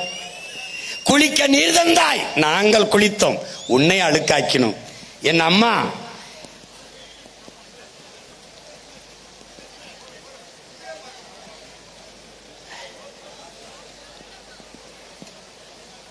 உன்னை உயிராய் போற்ற மறந்தோம் அம்மா. பாரு, அவதான் எல்லாம் தந்தா, வகை வகையா மீன் தந்தா, நண்டு தந்தா, ஆமை தந்தா, சுறா எறா எல்லாம் தந்தா. சொல்றதுக்கு ஒன்னு ரெண்டு இல்லடா, எல்லாம் தந்தா. என்னென்னவோ தந்தாய் தாயே, உன்னை நாங்கள் மறந்தோம், மன்னிப்பாயான்னு கேட்கிறான். நீ மழையாய் வந்து குடிக்க நீர் தந்தாய், உன்னை குப்பை மேடாக்குனா ஆக்கியிருக்கேன் பாரு. குளிக்க நீர் தந்தாய், குளித்தான், உன்னை அழுக்காக்கிட்டான். இந்த வாரி எப்படி அழுக்காக்கிருக்கேன் பாரு, பாரு பாரு பாரு. இது என்ன சொல்றான்? இந்த நானிலம் செழிக்க அருவியாய் ஆராய் ஓடையாய் ஓடி வந்தாய், ஆலை கழிவையும் சாய கழிவையும் அதில் கலந்து உன்னை சாக்கடை ஆக்கினோம் தாயே, சாக்கடை ஆக்கினோம். ஆக்கியிருக்க பாத்துக்க பாத்துக்க. ஏன்னா படம் பார்த்து கெட்டு போனா, இந்த படம் பார்த்தா திருந்து. அன்னையே, அன்னையே, நீ அமுத பால் ஊட்டினாய், அதை அறிந்திக் கொண்டே, அந்த பாலை அறிந்திக் கொண்டே உன் வாயிலே நாங்கள் நஞ்சை ஊட்டினோம். இந்தவர் எப்படி நஞ்சை ஊத்திருக்கா பாரா, டேய் பாரா. மனிதனை மனிதனே அழிக்க ஆயுதங்கள் பல செய்தோம், அணுகுண்டுகளும் செய்தோம். அது வெடிக்குதா இல்லையா என்று என் அம்மா உன்மேல வீசித்தான் சோதனை செய்தோம். எது செஞ்சாலும் கர்மம் முடிச்சவன் வெடிக்குதானா அவ தலையில தான் போடுவான். இந்த மாதிரி போடுறான் பாரு, பாராடே பாரா. இந்த பாவம் உன்னை சும்மா விடாது பாரு. உன் நெஞ்சில் வீசித்தானே சோதனை செய்தோம் தாயே. ஆறு வறண்டது, ஏரி வறண்டது, குளம் வறண்டது, குட்டை வறண்டது, கண்மாய் வறண்டது, கால்வாய் வறண்டது தாயே. என் கடலம்மா, நீ வறண்டால் என்னாவோம் என்று எண்ணி பார்க்க மறந்து விட்டோம் தாயே. மன்னிப்பாயா உன் மக்களை, மன்னிப்பாயா. பாரு, அவ வறண்டா என்ன ஆகும்னு யோசிக்க. உன் மக்களை மன்னிப்பாயா தாயே. என் அம்மா கடலம்மா மன்னிப்பாயா. கரையிலிருந்து பார்த்தால் கண்ணு கெட்டினவரே, கண்ணுக்கு வெறும் தண்ணீர் தான் தெரிகிறது அம்மா. ஆனால் உனக்குள் எத்தனை கோடி உயிரினங்கள் இருக்கிறது என்பது எவர் கண்ணுக்கு தெரிகிறது தாயே, எவர் கண்ணுக்கு தெரிகிறது? 100 கோடிக்கு மேலே, 100 கோடிக்கு மேலே உயிரினங்கள் வாழுதுங்கிறான். பார்த்துக்க நீ. ஆனா நமக்கு அது தெரியுதுல, வெறுமனே. இது என்ன சொல்றாங்க நபிகள்?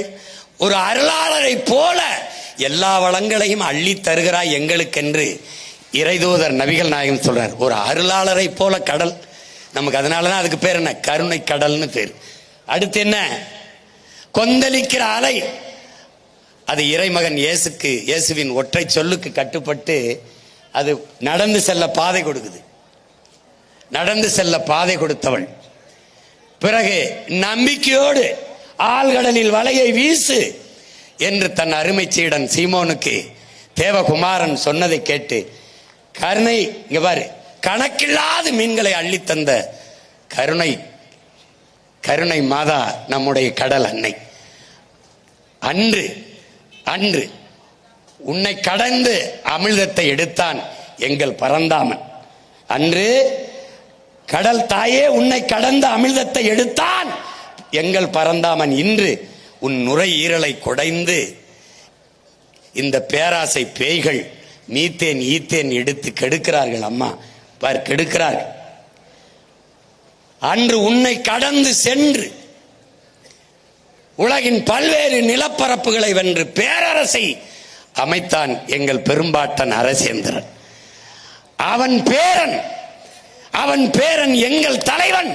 அன்னையே உன் மடியில் நின்று, பிரபாகரன் என்ற பெருமறவன் உன் மடியில் நின்று படை கட்டித்தானே என் மண்ணையும் மக்களையும் மானத்தையும் காத்து நின்றான்.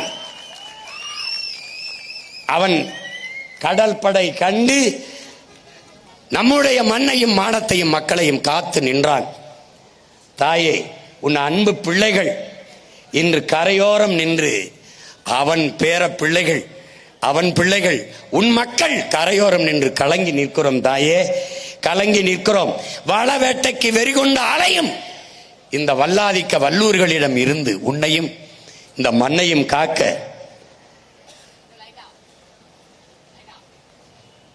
கூட்டாண்மை கொள்ளையர்கள், கார்ப்பரேட் முதலாளிகள், கூட்டாண்மை கொள்ளையர்களிடம் இருந்து இந்த நாட்டையும் மக்களையும் என் மண்ணையும் மக்களையும் காக்க வழியில்லையே என்று உன் கரையோரத்தில் கலங்கி நிற்கிறோம் தாயே.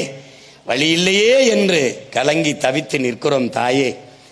என் அம்மா கடலம்மா, இந்த பிள்ளைகள் செய்த பெரும்பிழையை பொறுப்பாயா? ஒன்றுதான் சொல்ல தோன்றுகிறது என் அம்மா. அன்றைக்கு நீ அந்த ஒற்றை உயிர், ஒற்றை செல் உயிரான அந்த உயிரை நீ பிறப்பிக்கவில்லை என்றால் உலகத்தில் இத்தனை பிரச்சனைகள் உனக்கு வந்தே இருக்காதே தாயே. அந்த ஒற்றை செல் உயிரினத்தை இந்த தாய் அன்று பிறப்பிக்காமல் இருந்திருந்தால் அவளுக்கு இத்தனை பிரச்சனை வந்திருக்காது. அதனால்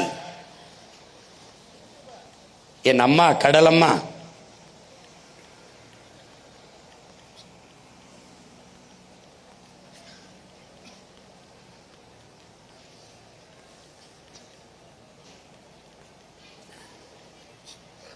உன்னை காக்க, இந்த மண்ணை காக்க உன் பிள்ளைகள் உன்னிடத்தில் வந்து நிற்கிறோம் அம்மா.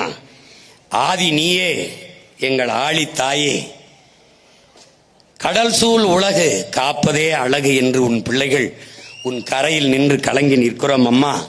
உன்னையும் இந்த மண்ணையும் மக்களையும் காப்பாற்றுவதற்கு வலிமையை தா. வாழி ஆழி, எங்கள் ஆதி தாயே, ஆழி தாயே. வாழ்க நீ, வாழ்க. கடல் வளம் காப்போம், மீனவர் வாழ் உரிமையை பாதுகாப்போம். மண்ணையும் மக்களையும் மீட்க காக்க 26 தேர்தலிலே களத்திலே 3 மடங்கு வெறியோடு களத்திலே நிற்போம். உறுதியாக வெல்லுவோம். இதை உலகிற்கு சொல்லுவோம். நம் இலக்கு ஒன்றுதான், இனத்தின் விடுதலை. இனம் ஒன்றாவோம், இலக்கை வென்றாவோம். தமிழ் தாய் வாழ்க, தலைவர் பிரபாகரன் வாழ்க. வாழ்க நீயே, ஆளி தாயே. நன்றி, வணக்கம். நாம் தமிழர்.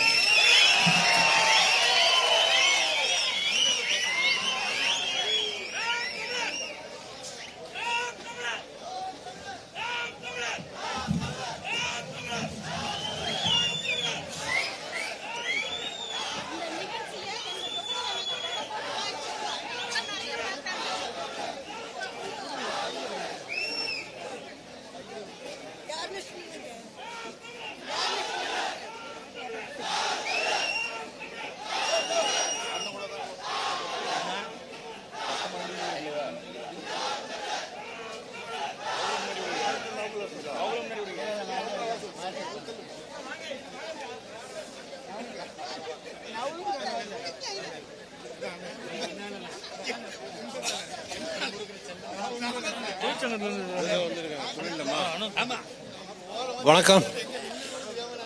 5 கிணறு பகுதி மாற்று கட்சியிலிருந்து 50க்கும் மேற்பட்டோர் நாம் தமிழ் கட்சியில் தங்களை இணைத்துக் கொள்கிறார்கள். என் உயிரினு மேலான என் உடன் பிறந்தார்களே, 20ஆம் தேதி தான் இந்த கடலம்மா மாநாட்டை வைத்திருந்தோம். இன்று உலக மீனவர் தினம். அதனால் இந்த நாளை குறித்து இங்கே கடலம்மா மாநாடை நடத்தினோம். இதில் இன்னும் ஒரு சிறப்பு, தமிழீழ நம்முடைய தாயகத்தின் தேசிய கொடியை நம் உயிர் தலைவன் அறிவித்த நாளும் இன்றுதான். புலிக்கொடி ஏந்திய நம் பாட்டனின் தலைவனின் பரம்பரையில் வந்த பிள்ளைகள் கடலை காப்பாற்றுவதற்கு கடலம்மா மாநாடில் இன்று நடத்துவதில் பெருமையும் மகிழ்ச்சியும். புரட்சி வெல்லட்டும்.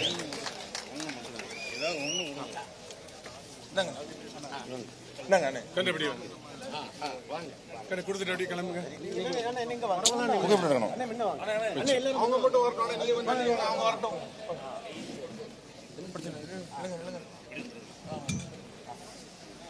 நீங்க யாரு? நம்ம சரி சரி சரி தள்ளிக்குங்க.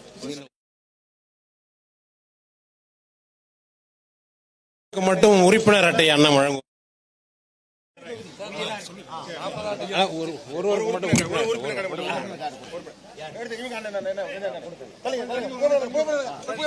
கட்சியில் இணைந்தவருக்கு ஒருவருக்கு மட்டும் அண்ணன் உறுப்பினர் அட்டையை கொடுக்கிறார். மற்றவர்களுக்கு நேரில் வழங்கப்படும்.